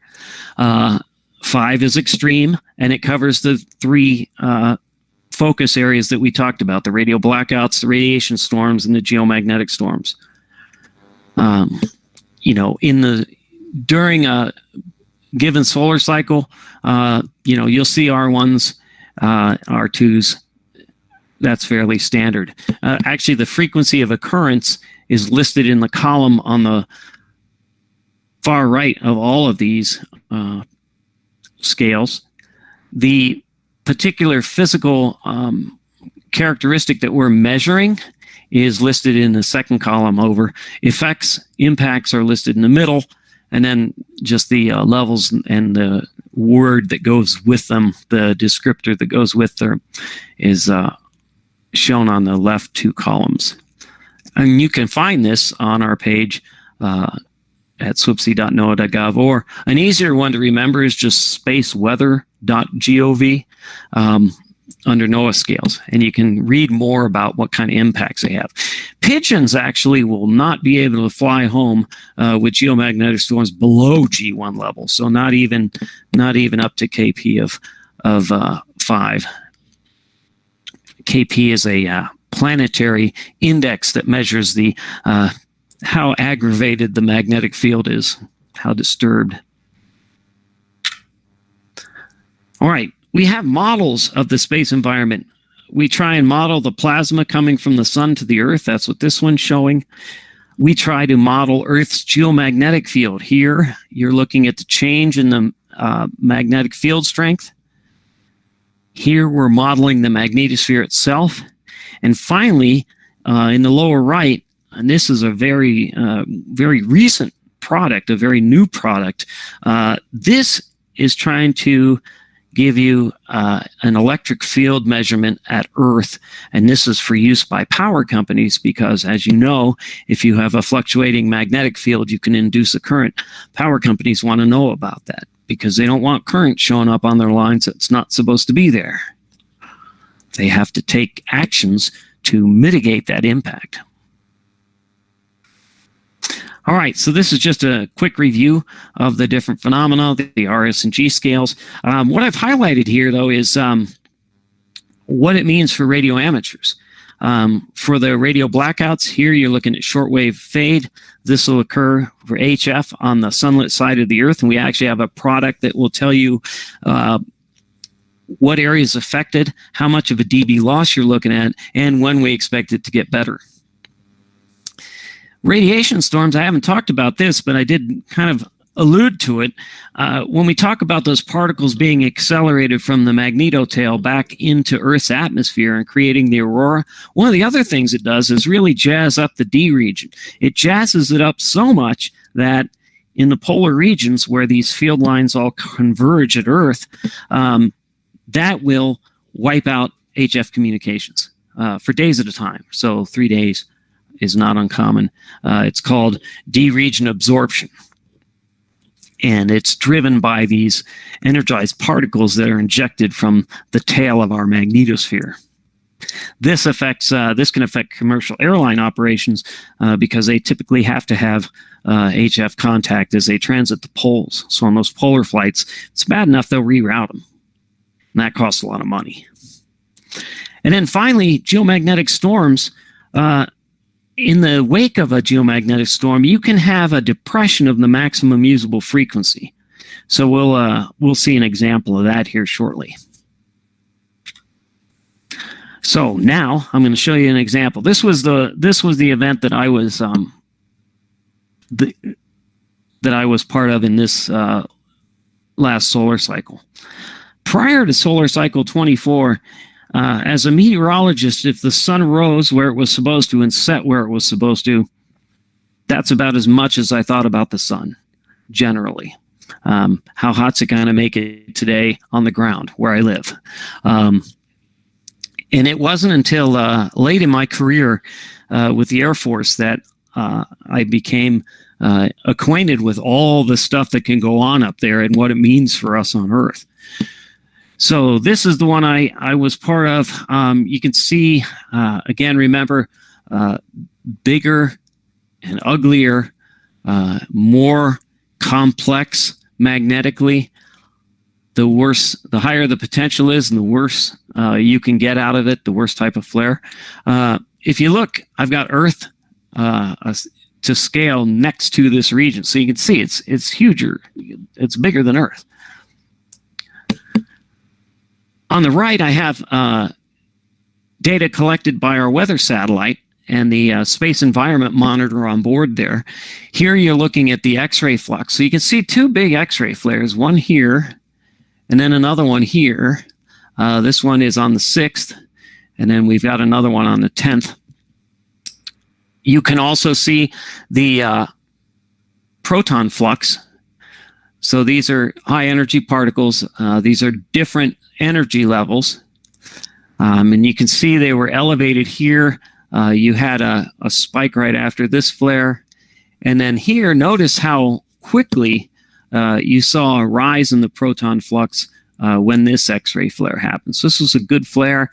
It had a rapid rise in protons at geosynchronous orbit. So this was one that didn't give the forecaster a lot of time to produce a warning for radiation storms. And this is the kind that you hate if you're working the radiation console at NASA, because this gives you very little warning, and you definitely don't want people outside on an EVA. The biggest threat is just increased cancer risk. The more radiation exposure you have, the higher your cancer risk is going to be. It's not typically looking at acute effects like, you start bleeding and stuff like that. However, on the lunar surface, the story's a little different because the lunar surface doesn't have a magnetosphere to protect it. So there are implications for astronauts going back to the moon. The other images here, or the other plots, show electrons. And then at the bottom, this is a plot of the magnetic activity at geosynchronous orbit. So here you're seeing disruptions in the magnetic field following those flares. And this was pretty decent here. All right, so September 6th, there was an X9 flare on the 6th of September at 12:02. It was the largest of the solar cycle at that point, and the largest since 2005 when they had an X17. And these are logarithmic scales. So 9's pretty big. We start issuing alerts actually at M5, but X1 gets its own alert. So these are decent flares. There was another X2 flare before that, and an X1 flare. And then later on September 10th, there was an X8.2. Were any of those Earth directed? Yeah, they were all pointing at us. Yeah. And you can see the region here. This was 6 September at 12:02. So this was the X9. And you can see it right down there. And believe it or not, the right side of the sun that you're looking at here is the west. So the west, it's in the southwest. And did that drive me crazy for the first 4 years of my job as a space weather for? Yes, it did. But we did have an R3 radio blackout, so that's moderate. And you can see wide area blackouts and loss of contact for up to an hour over the sunlit side of the Earth. Typically, the flare effects don't last much more than an hour or two. D-region absorption, we talked about that when protons inject themselves into Earth's atmosphere. They can ionize the D region in the polar regions of the Earth and really absorb radio waves very efficiently. So you can see everything up to 35 megahertz is affected by 1 dB absorption. And also then you can see the flare impact here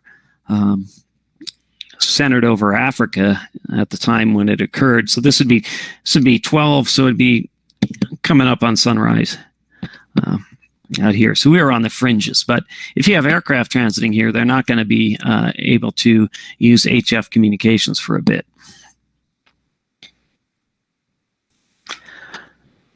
What I like to do, I really enjoy looking at the weak signal propagation reporter, the Whisper network, and reverse beacon networks.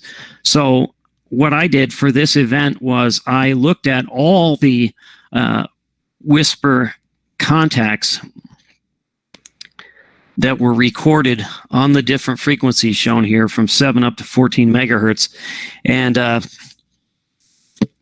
you can see the impact of the X flare. Now, keep in mind, this was over the entire planet, so not just the sunlit side of the Earth. So you'll see even when things get depressed, they didn't go to zero. Again, I was looking at the whole planet, but you can see the X2 here. Wham. Then things start to recover. And notice here, it actually comes back better than it was. And that's because you've ionized the ionosphere too much, so you get absorption, and you see the drop. But then, as things settle down, now you've kind of jazzed it up enough to actually promote communications. So in the wake of a flare, you can actually have better conditions. Then you can see another flare occurs, wham, it gets knocked down again, and then it starts to come up out of it. And again, it settles out higher and then drops off. I think we had smaller flares basically, but then look in the wake of this, how it just climbs. So it got things pumped up. You can see here, this is 1138 to 1153. And from 1153 to 1208, so you've got two sequences in here. You can see all the comms that were happening over the globe, with Europe here, North America over here, and notice how things thinned out, particularly at 21 megahertz. and 28 megahertz.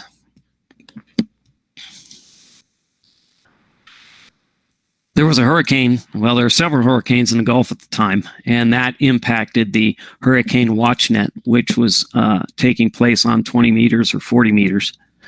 So I heard from that individual. Not a great day. FEMA said they were able to keep communications up in some areas, and it differs by the mode. So, digital modes, especially, if you think about FT8, for instance, weak signal, you can still get comms through depending on the type of communication mode that you're using. But in this case, they were using voice, and it was not a good day. So we had the flare, we had the radiation event, you saw the impacts. Now we're going to talk about the geomagnetic storm. This is in the upper left is the tool that we use to evaluate that explosion of plasma. And what we see, we use difference imagery. So we take the two coronagraph images and subtract them from each other so we can actually really see the plasma eruption well. This is seen by 3 different spacecraft. So this one is the one between Earth and the Sun. It's called SOHO, and the instrument on board that we use is called LASCO. And I used to know what those acronyms meant, but I'm so used to just calling them SOHO and LASCO that that's what I call them. The LASCO coronagraph was created by the Naval Research Lab, and it's been up there I believe, since the 90s. So we're hoping to get another coronagraph up there soon, because if this breaks, I have no way of doing this analysis. So that's a big deal. So, and then these other 2 spacecraft are called the stereo spacecraft. We've lost contact with one of them and have never been able to reestablish it. But the other one of the 2, we can still talk to. So it still sends us imagery. But those were launched, and one moved faster than Earth's orbit and one moved slower around the sun, and eventually they went behind the sun, and when they emerged, we were able to talk to one but not the other. But we take these images. Didn't one of them get hit by a flare? Or was that the thought of what knocked it out? No. Actually, one did get hit by a CME and a particle event, and that the great thing was it captured it, and so it allowed us to analyze something that didn't hit Earth but was very strong. But I think they had trouble with heat and the antenna on the one that we can't talk to. So typically what we'll do, we'll see the CME, we'll parameterize it using this tool called the CME analysis tool. We'll get a speed, a velocity for it. We'll put that into a numerical model called WSA-Enlil for the Wang-Shili RG-Enlil model. And then it will make a prediction of when this blob of plasma is going to get to Earth. Here you're looking down at what would be the sun's north pole, geographically speaking, Earth's north pole. Looking down from the pole so you can see the cloud that interacts with Earth. Here is a slice between the sun and Earth. So an elevation profile, you can see it passing, and then here's the same information. So we're looking at it both in density as well as solar wind speed. So you can see when these things are expected to interact with Earth's magnetosphere. Then we monitor it with a spacecraft at the L1 Lagrange point, which is about 1 million miles from Earth. It's a nice parking space because the balance of forces is such that you don't have to use very much fuel at all to keep the spacecraft where you need it. And then you can see the impact of the coronal mass ejection here reflected in this top graph in the magnetic field. This red line represents the Z component, the up and down component of the magnetic field, and that depression, the lower it goes and the longer it lasts, the more severe your magnetic storm's going to be, because that's an indication of how well it's coupling with Earth's atmosphere or Earth's magnetosphere. The orange shows density.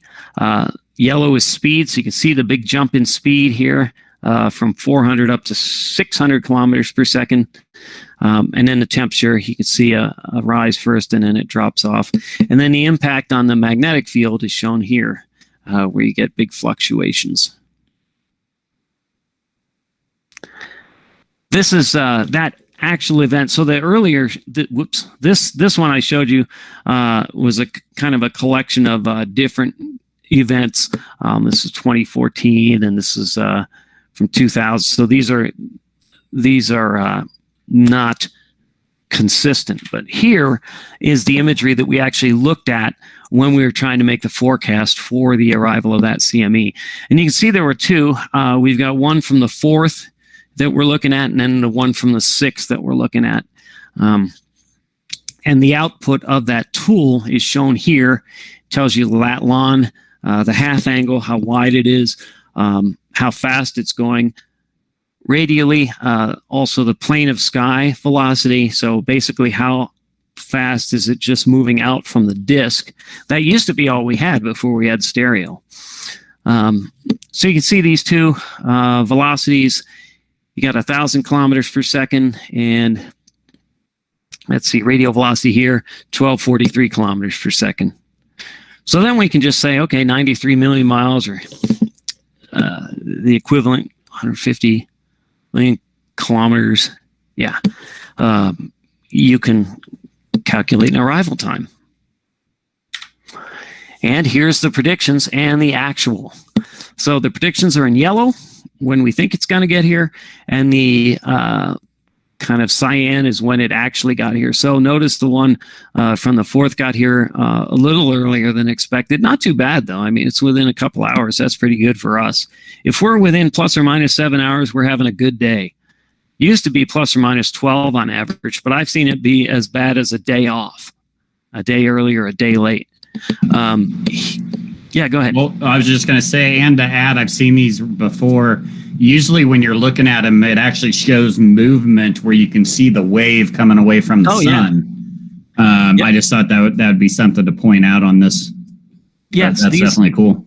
These are animated, so you'll actually see the sun rotating. You'll see these high-speed streams coming around, but you'll see this thing emerge and expand and move out across the heliosphere. So yeah, it's pretty awesome. And Doug had a question there. Yeah. Yeah, I based on the assets we have in space, and I know that there's the equal distant loitering space, minimum energy, and all that. What would be, based on the space assets, Bob, what we have would be minimum warning time for the fastest onset of an event? So for the coronal mass ejection and the arrival and a geomagnetic storm, typically we tend to believe it's around 17 hours or so. So we could tell you 17 hours before the geomagnetic storm gets here that it's arrived. And that's as long as it's not a multiple event, you know? Yeah. I know recently there was one, there was a CME and also a corona hole at the same time, and it like jumped over each other, and we only got hit by one, and the other one was fizzled out, and they were looking, thinking it was going to be a 2-hit. I think that was like a month ago. Yeah. No, I remember that event. That when they interact with other things in the heliosphere, so when a high-speed solar wind stream and a CME interact, it can go a lot of different ways. You can have an event that just basically ends up being a coronal hole, and you're like, okay, coronal holes I'm used to. They typically produce minor or lower geomagnetic storms. CMEs can produce, all the way up to extreme, but they get tangled up in here. And then one of the hardest things for me to do as a forecaster is trying to unravel what is happening in the solar wind. I know my geomagnetic condition is disturbed now, but why? Is it the coronal hole? Is it the thing that comes in advance of the high-speed stream called a co-rotating interaction region or a stream interaction region? That can cause big upset. And then there's the CME, the coronal mass ejection, which carries its own magnetic field. And all this magnetism can get jacked up in there in a way that just makes my life hell. But... or slowly leaping down and you're a day off. Yeah, I mean, trying to tease all that apart is one of the big challenges. It's a really big challenge. And so the better we can do at modeling the heliosphere and these eruptions, the better our forecasts will become. And this doesn't tell me anything about magnitude. This whole model is just devoted to telling me when it's going to get here. So I have to take a stab at the magnitude, and I only know the magnitude once it's about 45 minutes away from Earth, or depending on the speed, it can be hours. But so that's challenging. I mean, this is a challenging field to be in, and it's just like, you know, the whole snow forecast thing. I hated forecasting snow when I was a meteorologist. Oh my God, that was my nightmare. So give me severe weather anytime. I was all over that, but snow, I couldn't forecast my way out of a paper bag. But anyhow, but this is challenging. And I had a friend who worked in this field for probably 30 years. And he told me when I first came in, I was the new guy. He's like, look, man, because you're hard on yourself as a meteorologist. You know, you want to get it right. And when you get it wrong, you're upset. And then you have to devote your energy. If you're competent, you'll devote your energy to learning what went wrong and why, and trying to make a note of that in your head so you don't do it the next time. If it's something you could actually see in it, you know, in retrospect. But he told me, he's like, look, man, don't beat yourself up over this. He said it's worse than meteorology. He's like, you're going to get it wrong and it's going to suck, but you just have to get up, brush yourself off, and move forward. So, but it's a tough field. It really is. We've seen a lot of advances in the last decade. It's been amazing to be part of this and watch all this stuff happen. But it's still tough. And I was going to say, just the new probes that they have coming out, the one that's going up and over the top of the sun, and then the one that's supposed to get the closest ever. Mm-hmm. So, yeah, the Parker Solar Probe. And, a lot to learn. Yeah. Oh, yeah. And that's exciting for us. The problem is, you know, it always takes time for stuff that you discover and research to make its way into the operational world, into the actual, when I sit down as a forecaster, I can use this information, this thing I learned from Parker Solar Probe years ago. I can apply that now because we have a better understanding. And we're trying to make that time between discovery and research and implementation and operations. We're working very hard to make that shorter. And the Weather Service has done, you know, made great strides doing that with things like the Storm Prediction Center and test beds they have there. And we're trying to model, you know, take that model and use it in space weather as well. Yeah, it's a little easier to get a geo satellite up watching Earth versus the sun. It's a little closer. Yeah, well, yeah, you know, there is that.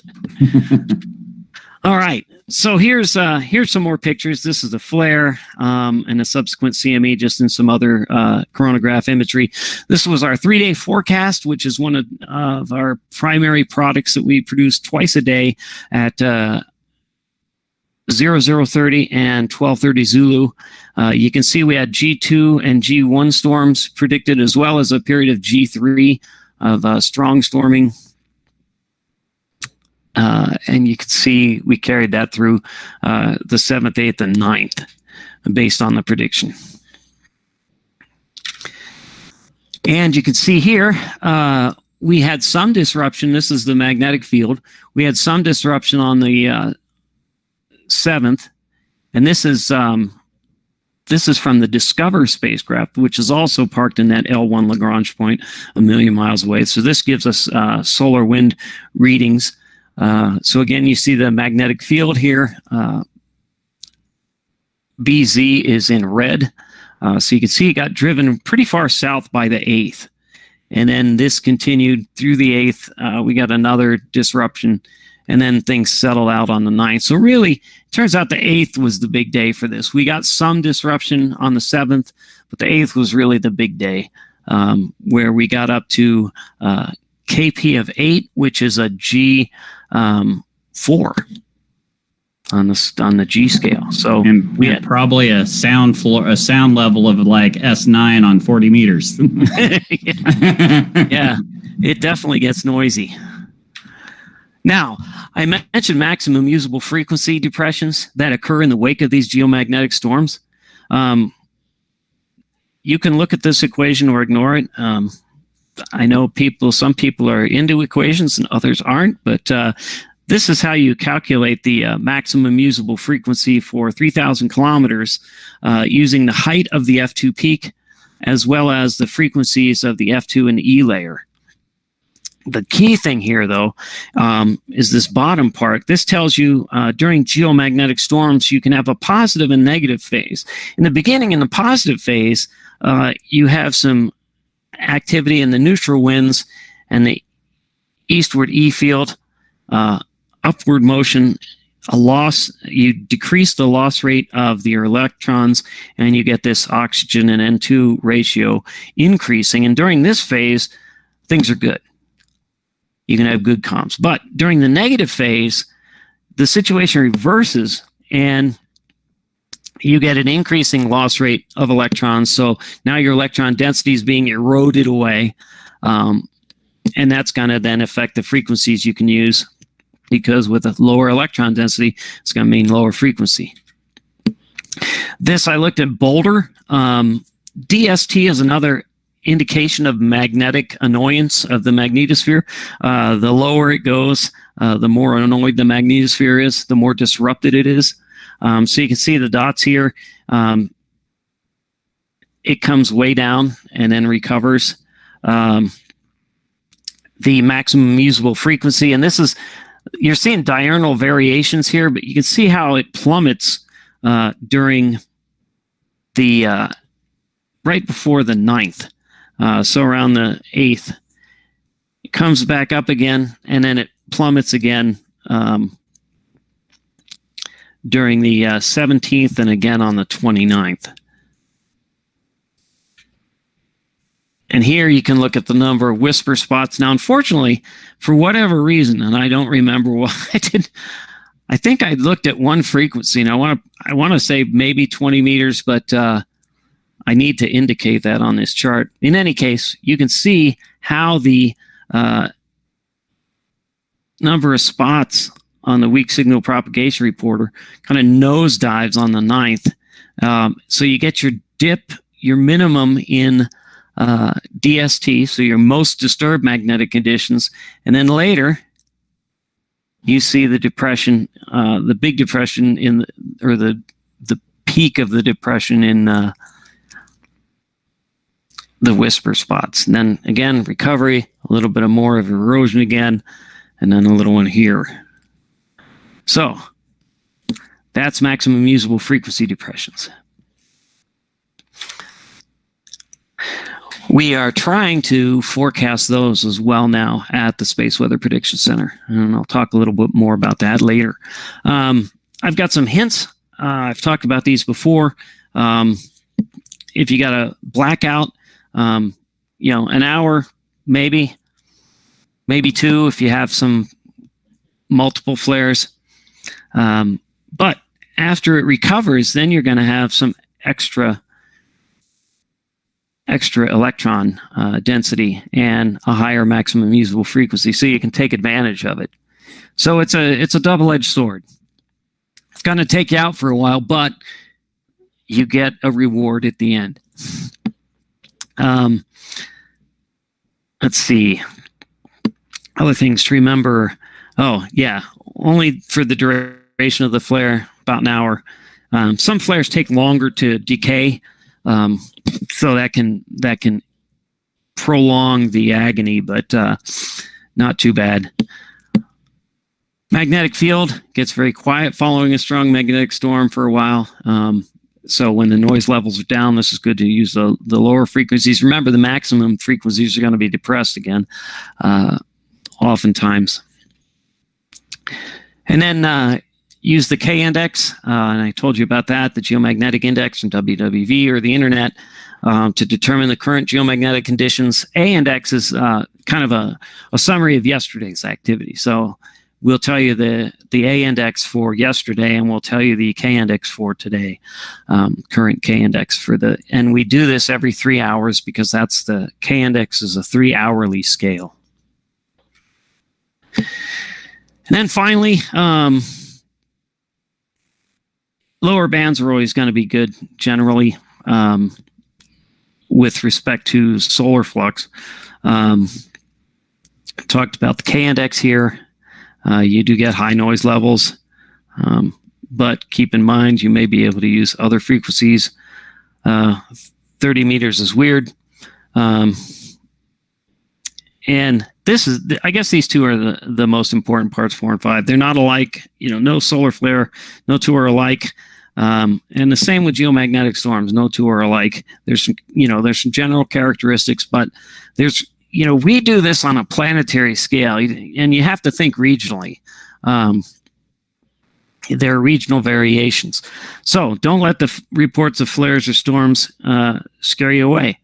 Ignorance is bliss sometimes. I mean, just get on the air, tune around, see what you hear. If you hear people, awesome.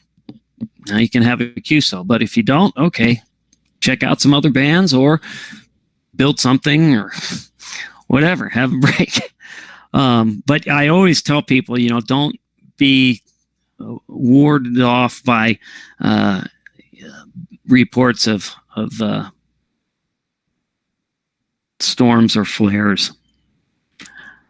All right, wrapping it up here. We have a new model. It's going into production at on the National Weather Service supercomputer. This is huge. It's called WAM IPE. The whole atmosphere model, ionosphere, plasmasphere, electrodynamics. If you put it all together, it's WAMIPE, but they didn't want to call it that. So, in any case, what's important here? Well, these are probably going to be less used by the radio community, I'm thinking. There's neutral density here at 400 kilometers. Neutral density is good for a spacecraft because the higher the neutral density is, and you can get that by enhanced solar activity, will actually heat up our atmosphere and push things out. And suddenly a spacecraft that was in a low density environment cruising along happily will find itself slogging through a very thick atmosphere. And I liken it to walking on land versus walking into the ocean. Suddenly it's a lot harder to just walk. So that can actually cause satellites to lose altitude. It can impact the International Space Station. For those of you who remember Skylab, that's one of the reasons Skylab came back early, because they had underestimated the magnitude of the solar cycle and the atmosphere swelled up and Skylab slowed down and suddenly now it's coming to Earth. So occasionally they have to boost the space station up, and they'll do that with the Soyuz spacecraft. That's how they did it. I don't know if they're using any of the new stuff yet, but they'll have to boost it up. Other times they'll boost it out of the way of other objects in space so they don't collide, because nobody wants space collision. Bad. And then the O to N2 ratio, I touched on that briefly during the maximum usable frequency discussion. But I'm generally, this is kind of esoteric. This is space weathery ionosphere guy kind of thing. What would be more, I think, useful for folks is going to be particularly the ones on the right here, the maximum usable frequency, because these charts you'll be able to look at it and say, okay, what's good? What frequencies can I use? Notice how high, and these are the ionization crests along the equatorial region. So you get these peaks in ionization called the Appleton anomaly, and then it kind of fades off here. But you can see, you can get an idea of frequencies that would be reasonable to try and use during the day and night. Here's the anomaly. So this is just how much it's changed. And I believe we're looking over a 30-day period. So whether the maximum usable frequency is higher or lower than normal. And this is of interest to the airlines. And then over here is total electron content. So TEC. This is of interest particularly to the GPS and GNSS folks, because this is going to determine what kind of delay they get in their signal, which can introduce error in the position. So you want to be able to accurately account for the total electron content and the delay involved there to make sure you have the most accurate position. All right. So that's it. You may remember this comic from last year if you were there.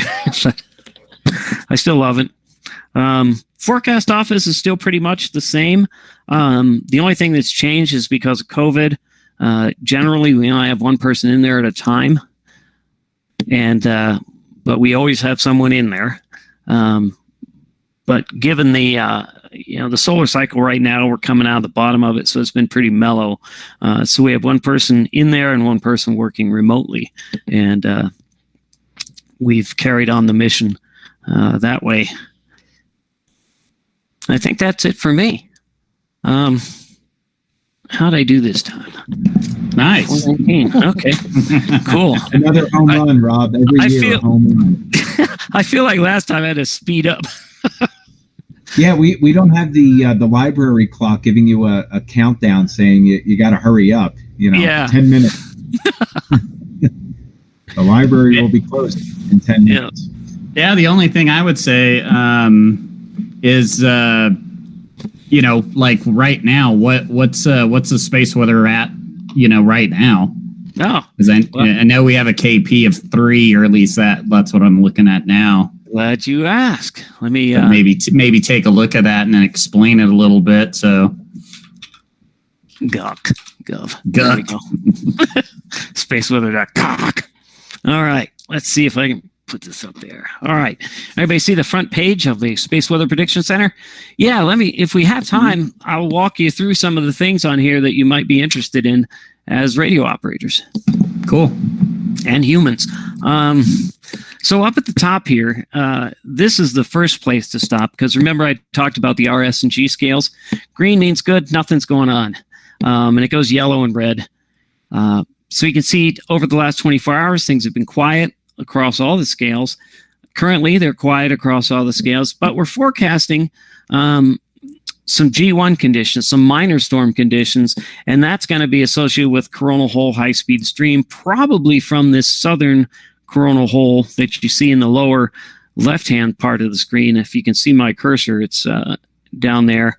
There's an extension from the pole. Typically, the wind at the poles is higher speed. So you take a high-speed stream and you give it even more of a boost. And then the other thing that happens is, depending on the polarity of the coronal hole, because they have polarity too, they can be negative or positive. Depending on the polarity, you can have bigger influences during the equinoxes.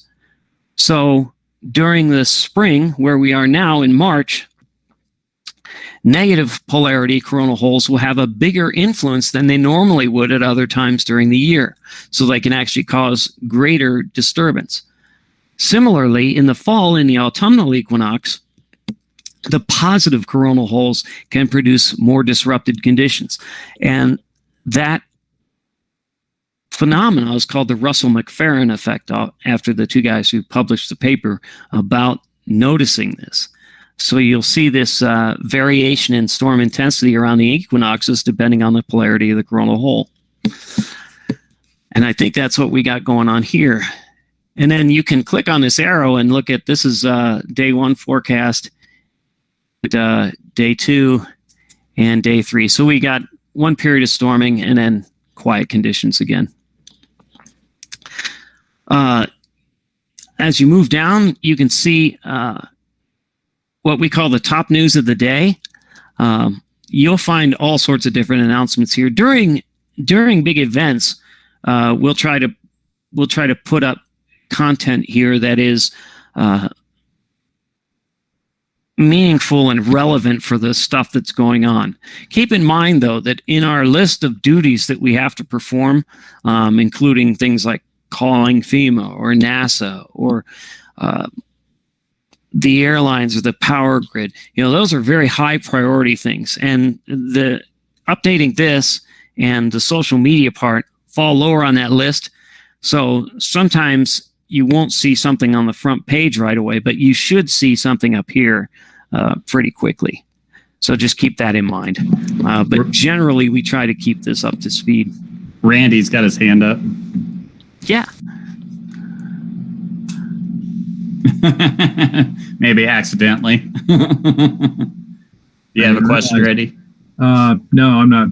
Just noting that that image is the same one that's on my ham clock. Yep. And I think you answered. Oh, wow. I think you answered my question about the satellite. So the geosynchronous or moving around the sun, and there are more than one. I think there was a question about where are these satellites located.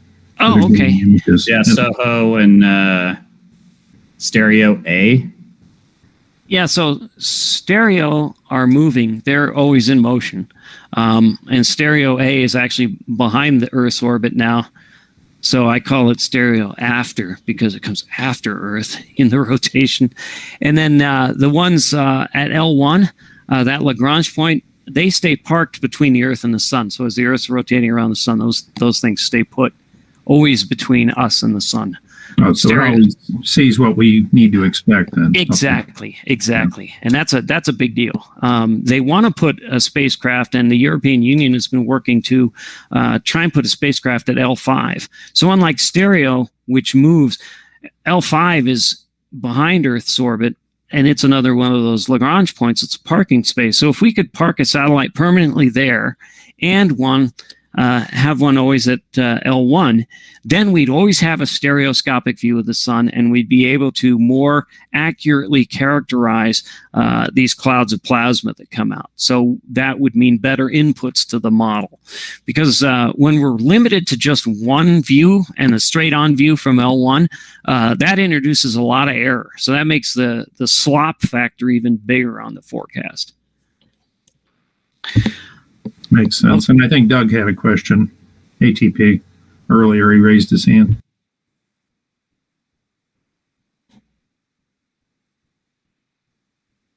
Yeah, I think he already asked it. Okay. Never mind. I'm just a viewer. Yeah, if you see the hands, I'm not seeing all the hands. So if you're good. I'm keeping. If you see an them, eye just on let it. me know. Okay, thanks. I don't want to miss anybody, but yeah, and if you ever want to see what other things have been posted, you can go up to Media and Resources and then News Archive, and you'll see all the top posts that have been made. So you can actually go dig around and find the stuff from the September storms. As you scroll down, different communities are listed here: aviation, radio, communications. So these are what we call dashboards. And you can see them up here as well. We try to tailor a collection of products that would be useful for each community. So electric power is going to have some things that they're interested in and so on. And so you can see there's a radio page there as well. I'll get to that in a little bit. Down here, this is a 193, or no, this is a GOES EUV image. So this is from one of the weather satellites. This is a NOAA satellite. You can see the coronal holes, the dark regions here, as well as some probably not spotted regions. They're probably just plage, which is French, I found out, for beach. It's what it looked like in hydrogen alpha. Looked like sand. So they called it plage. Yeah, I think that top spot actually is a numbered one right now. Oh, did they number it? Okay, cool. Yeah, I think it is numbered right now. Okay. 2804, I think. No, okay. Right on. Here's a coronagraph. There's a problem with that image, though. There we go. So this is just an it's not a difference image, so it'll be a little harder to see the CMEs when they come off of here, but if it's a good one, you'll see it. And then here we have a forecast for the aurora. That's actually the most popular thing that we deal with customers. Primarily the general public's interested in where the aurora is and can I see it. And so they'll hit that up pretty hard a lot to see what's expected to happen. Beyond 30 minutes, it's driven by our KP forecast. So if we're forecasting higher KPs, you should see that response in the aurora itself. And it's nice because it tells you, okay, where's the night side? And you can see things kind of get jazzed up here a little bit. But not a whole lot because we're not forecasting a really big storm. X-ray flux for GOES is here. We have new plots. These are really awesome because you can now zoom in and they're interactive. So they're a lot better than the static plots we used to have. Particle flux is here, and then the planetary K index is here. So we had one active period earlier, but nothing else.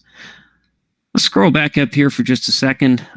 There's information about space weather, impacts, partners, the different phenomena. So there's a lot of information here. The products and data is huge. You can look at model output.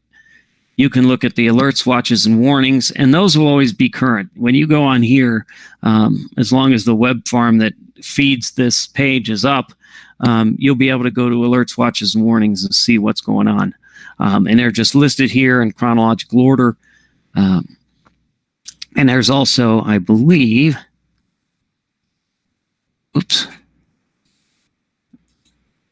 there is a plot of this as well, but I don't see it here. But we do have an alerts plot as well. But you can get this information. You can just scroll down through here and see everything. You can also subscribe to this and actually choose the alerts you want to receive. So if you want to be alerted via email when their X-ray flux exceeds a certain level, or we have a radio burst or a geomagnetic storm, you can actually sign up for those here under subscribe.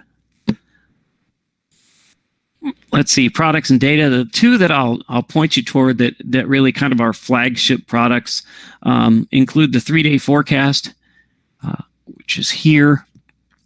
Here we'll tell you about the geomagnetic activity that was observed and what we expect. You'll see the KP index numbers here. The KP index runs from 0 to 9. It's broken up into thirds, but we don't indicate the thirds on here. 9 being the most disturbed conditions. Those are big storms. 0 is super quiet. And so you can see 4 is active conditions. Alerts and warnings and watches start going out for Ks of 5 or greater. The power company doesn't care until we get to Ks of 9, but we start telling them about it at Ks of 7 just to get them thinking about geomagnetic stuff. That's the 3-day forecast. The other thing I'll show you is the forecast discussion, because this will tell you why we're forecasting what we are forecasting. If there's big flares or anything, it'll occur. You'll see it here under the solar activity summary, and then basically what we're forecasting and why. Similarly for particles, and the solar wind, and geospace. So you can see that geomagnetic field was quiet, quiet to active, because of a co-rotating interaction region. That's what a CIR is, and a negative polarity coronal hole high-speed stream. So negative polarity, it's a spring. That's the one that would have more impact. And then they're expecting quiet to active conditions with isolated minor storms or likely due to those influences. So if you want to know why, there's the discussion, and if you want to know what, there's the 3-day forecast. Then if you want to look at other stuff, there's different summaries and reports, different observations, including a link to coronagraph imagery. The real-time solar wind is a really excellent one as well, because it's another interactive plot, and so you can see what's going on. If you go to this plot, the thing you want to focus on most of the time is BZ, this red line, the negative component of the interplanetary magnetic field, because the farther south it goes and the longer it stays south or negative, the worse conditions are. The stronger the geomagnetic storm you're going to see, and the worse the conditions can be. See, here we've gotten into a high-speed stream. You can tell we've gone from 350 kilometers per second up to 500. Not an enormous high-speed stream, but 500's kind of where 450, 500's where we start looking at high-speed stream conditions. Generally, in high-speed streams, you expect to see higher temperatures as well. This is an interactive plot, so there's all sorts of things you can do here. If you want to look at the last year, for instance. Now, I'm not going to guarantee my browser will load a year, but we'll try it. Oh, it did. Okay. Now, during this period, I don't know what that is. That's craziness. Don't use that data. We have some problems occasionally with the spacecraft and the instruments aboard. So because it was a used spacecraft, always beware of buying a used spacecraft. It was supposed to be called Triana, and it was supposed to go and study climate change, but it got shelved, and it just sat there, built but not used. And we said, hey, you doing anything with that satellite? We'll glom onto it. The problem was it's a used satellite. Buyer beware. So we're looking to replace that spacecraft at some point. All right. Let's see. Let's go to that radio page real quick, and I'll just show you what's on there right now. I have some ideas about what I'd like to put on there. And I've been trying to get it changed. One of the things I want to do is on that DRAP product right now. It does not do amateur radio frequencies specifically. It does like 5 megahertz and 10 megahertz. And I asked the developer, I said, hey, how hard would it be to put like 7 megahertz on here or 3.5? And he said, it's trivial. And I said, let's do it. And that was not quite a decade ago, but it's been a while. We got a lot going on, and we don't have a lot of people, so it's tough sometimes to get things moving. Dashboards. Let's go to radio. All right. So the biggest things here. This is probably going to be your bread and butter, your D-region absorption product. So here's again the highest frequency. If you see blank, that just means there's nothing going on significant from the sun to impact that. Now, as we start to ramp up in activity, or we get X-ray flares and proton events, then you'll see it. But don't be alarmed if you don't see anything. That just means it's good. This tells you the X-ray flux and particle flux and the geomagnetic activity. So this is a nice snapshot of what's going on. So if you're going to get on the air, you can take this and say, okay, that's what's going on. Aurora forecast, and then just an image of the coronal hole stuff. The DRAP product, by the way, has other, I think, I'm going to double check here, but D-region absorption right there. Yeah. So this is an expanded, so you get one kind of picture on the radio enthusiast page, but if you go here, there's 1 dB absorption, there's polar 10 dB absorption for when we have the D-region absorption impacts from protons. And then here's the different frequencies. So you can look at 5, 10, 15. They just go by fives all the way up. So you can get something close to an amateur band, but I wanted to get them specifically. It's only a matter of time. I have not forgotten. But they have, they have a lot of priorities. Right. Brian had a question. Does NOAA or some other group give regional forecast and impacts? So at this point, no. Not in general. We do provide, and this is pretty new. This is very new in the past few years. To the International Civil Aviation Organization, or ICAO, we provide regional forecasts for radiation at aviation altitudes, HFCOM issues like maximum usable frequency, and the DRAP product that you see there. So we provide those. And we break it out by latitude bands, like high latitudes, equatorial latitudes, and mid latitudes. And we're working on eventually getting to the point where we can create polygons, so even smaller, more refined areas for this type of phenomena. However, that paradigm hasn't made it to the larger space weather endeavor. So right now, it's we're just doing that for ICAO, and it's still in its really early stages. So I have no verification data, for instance. I have no idea, we haven't issued, first of all, the thresholds are so high, we really haven't issued anything yet for that. But then the other piece of the puzzle is, even if I do, how do I verify my forecast? It's easy when you're on the ground, right? If I forecast 1/4 inch hail and somebody tweets me a picture of 1/4 inch hail in their backyard, I'm like, all right, cool. got the quarter-inch hail. If I forecast or put out a tornado warning, and I get pictures of tornadic destruction, I have to go out and do a site survey of the tornado. Then I'm good to go. But it's a lot harder to go, hey, was the electron content disturbed over this region? How do you do that? Or you ask the pilot, did it feel warmer in here? That was I'm kind of being facetious there, but it's tough to verify some of this stuff. And that's one of the challenges of this whole endeavor too, is how do you verify some of these things and make sure that you're serving your customer in a way that's meaningful to them, that you want to give them information that helps them make decisions well. And you also want to find out how well you did at the forecast. And Doug has his hand up.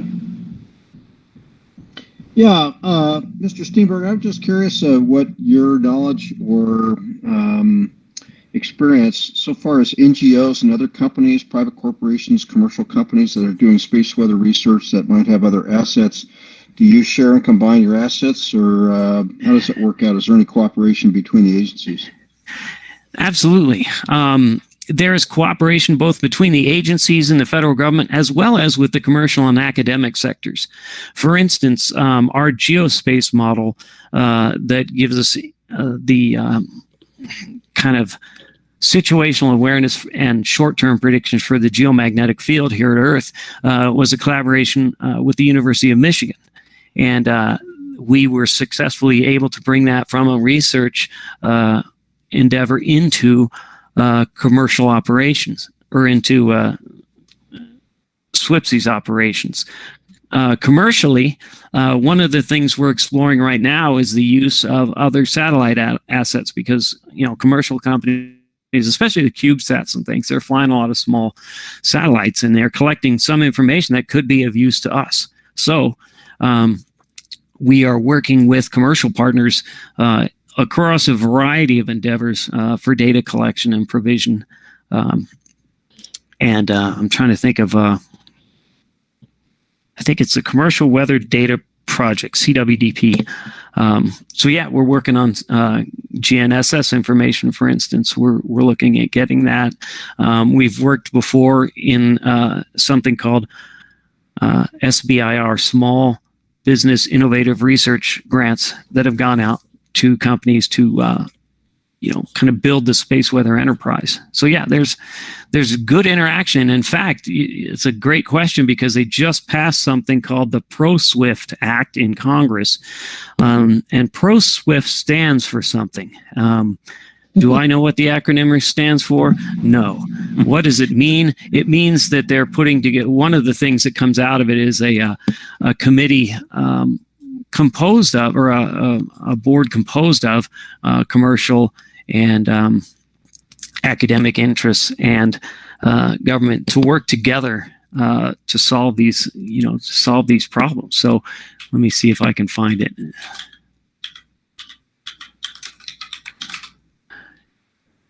ProSwift Act. Now, see, I'll be able to tell you what it stands for. Maybe. It sounds promoting fast. Promoting research and observations of space weather to improve the forecasting of tomorrow Act. There's a mouthful. But that passed. Cool. Yeah. I see that the government is working and trying to working on fostering relationship between NGOs and other assets to be able to make this a safer world. Finally. Well, thanks for filling and every year you're very welcome. Every year we have what's called a space weather workshop, and we've been having that for, I think, a couple decades now. It's hosted in Boulder. It's usually hosted at a hotel. I think we moved it for 1 year. I think it's back in Boulder now. I think this year it's going to be virtual.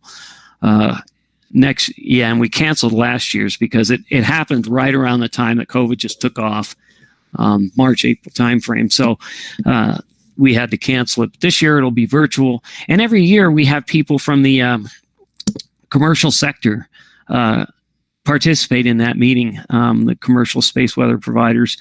And so yeah, there's a lot of good interaction and interchange. One of the things the ProSwift Act does, I think, as I mentioned, is establish a group to bring everybody together to work towards mitigating the impacts of space weather and trying to better understand it. So yeah, it's pretty awesome.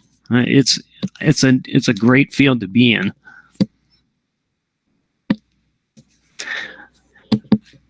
All right. Any other questions? Nothing that I can see. I'm looking on both chats, but no, I think we're good. The only other question I would say would be, what's your thought on this being a Terminator year or a Terminator cycle? Oh, is that's Scott's thing, right? Yeah. I recognize that. It was so funny because I was on an airplane with him. We were going to I think it was an American Geophysical Union conference, and he was sitting and I didn't really know him at the time, but he was sitting a couple rows ahead of me and over on the other side of the plane, but he was on an aisle seat. And so he's typing on his laptop, and I look over there, and he's got this Terminator. I know the plane is full of scientists. We're all going to AGU. And I see this guy with the Terminator, and I see solar cycle stuff. I'm like, what is he doing? What is this about? So, yeah, that was my first kind of introduction to it. But yeah, it'll be interesting to see. Like I said, honestly, they said we'll know in a year if it is one or not. Okay. Right. I'll go for that. But honestly, for me as a forecaster, I think 3 days ahead at a time. That's typically my window. Occasionally, when I have to write the weekly report, we do a 27-day forecast because that's the sun's rotation, so I can kind of get a handle on coronal holes or active regions that persist and come back around. But yeah, I don't go much farther than that. Right. One of the other things I wanted to show you on here, I think, on the just on the screen here is the Air Force's 45-day APN F10.7 forecast. So I don't know how many of you trying to remember Mike Cook. No, not Mike Cook. What is his name? K7RA. He does the propagation reports for ARRL. I don't know why I'm drawing a blank on his name, but anyhow. Paul Cook? Maybe that's it. That could be it. Yeah, that's what I pulled the call sign. Oh, okay, cool. Yeah, he does the solar reports, but you can get the and he uses his data. You can get the forecast out 45 days for AP and for 10 centimeters here. Use it with caution, like anything. Forecast out that far, you can have it's tough. But we're looking at ways of getting better 10 centimeter forecasts too. But anyhow, okay, I'm going to stop talking. But no, I really enjoyed it. Thanks for having me back. You guys are always awesome. I love doing this. So it's a lot of fun. Here's my radio station. I got for the first time, I got a vibro keyer, a little vibraplex. I got circa 1992, found it on Craigslist. So I've been trying that out because I'm a single lever paddle kind of guy. So that's been fun. Well, definitely. Thanks for coming out and sharing it with us. It's always been awesome. All right. Maybe next time we'll be at the library. Hey, there you go. In person, without snow, hopefully. Yeah, I'm ready, man. I am definitely ready. But yeah, and in the meantime, if you ever have any questions or anything, my email's right there on the slide. So give me a holler. I'm happy to answer questions as best I can. And yeah, I'm just I'm having fun. So thanks again. Hey, thank you. Hey, Rob, thank you. Just a great job. I mean, and I remember when you presented this last year, and I'm watching the gallery. There's just a tremendous round of applause going on right now. Well, thank you all very much. When you presented this last year, it was so much fun. And I appreciate you doing this virtually as well. Probably not as easy to do virtually because one of the cool parts about your presentation is that you're a great showman as well. So, we certainly miss seeing that live, but nonetheless, you put a lot of work into this, number one. But Number two, I think one of the key walkaways that I have, and I actually have the radio communications dashboard as one of my favorites. I take a look at that at least once a week. But one of the real key things that you said in this is that no matter what the forecast says, get on the air. And that is just so vitally important. Even when you think HF is not cooperating and boy, I can't hear anything, just get on the air. You'll be absolutely surprised at what you'll hear. I just want to kick it around to the officers here. Justin, I'll throw it over to you. Any parting words of wisdom? You know, this is the third time I've seen Rob talk about space weather, and I learned something new every time. And thanks, Rob. This is fantastic, and thanks for your time. And this was I was so glad we had all the time. So I really appreciate that. So thank you. Oh, you're very welcome. And yeah, absolutely. Wayne, I know Wayne's. Oh, go ahead. I'm sorry. No, I was just going to say, I'm glad. I was hoping I didn't repeat too much. I didn't want to. I tried to add some new stuff in there, but yeah, I'm glad. Rob, you'll forget more about space weather than what we'll ever learn. Wayne in the control room. Wayne, we'll throw it over to you. Yeah, thanks again for presenting for us, and and we'll hopefully be able to talk a little bit more about the maximum coming next year. So sounds propagation, good. Well, yeah, be there with the updates. Absolutely. Oh, so for back sure. to you there, Dan. All right, thanks there, Wayne. I think a few of our other officers had to duck out of here. I don't think I'm missing anyone. If I am, let me know. All right, that seems to be it. Well, again, thank you, Rob, and thank each of you members of the Parker Radio Association for another fantastic monthly meeting. Certainly appreciate you spending your snowy Saturday with us. And I encourage you to get on the air, exercise those privileges, whether it's 2 meters, 440, HF, no matter what, get on the air, exercise those privileges. That's what they're there for. You worked hard to get your amateur radio license. So look forward to catching you on the air. And be sure to check into our weekly nets. I was going to also say, Doug, DC, isn't SkyHub doing a weather net for the storm? They are sort of. It's K0LWC up in Maple Grove, Minnesota, is trying to conduct an unofficial weather net on the SkyHub link. Okay. It's an experiment. I'm not sure what's going on. I knew they tried it during the bomb cyclone. There was a net going on through that entire storm, but I didn't know if they were going to do that. Well, the Colorado Multimode Digital people have Brandmeister, YSF, NXDN, and D-Star, I think, on the 31083, which is Colorado Severe Weather. And I believe all four are that same number. Okay. I just thought I'd share that or make sure that was shared with us going into the storm. Yeah, the 31083 is Colorado Severe Weather, and W0SUN and I have been keeping up with that channel to keep people informed. Because I listen to Denver areas and Arapahoe County areas here at the house, so I can relay information. Cool. Very good. Thanks, Wayne. Thanks, Doug. Yeah. So on behalf of the other officers, I want to thank you for joining us again on this snowy Saturday. Look forward to catching you on our nets and look forward to catching you on the air as well. I'm Dan N2SRK saying 7-3, and we'll see you next time. Take care, everyone. 73, everyone. Thank you. See you, everybody. All right. We are off.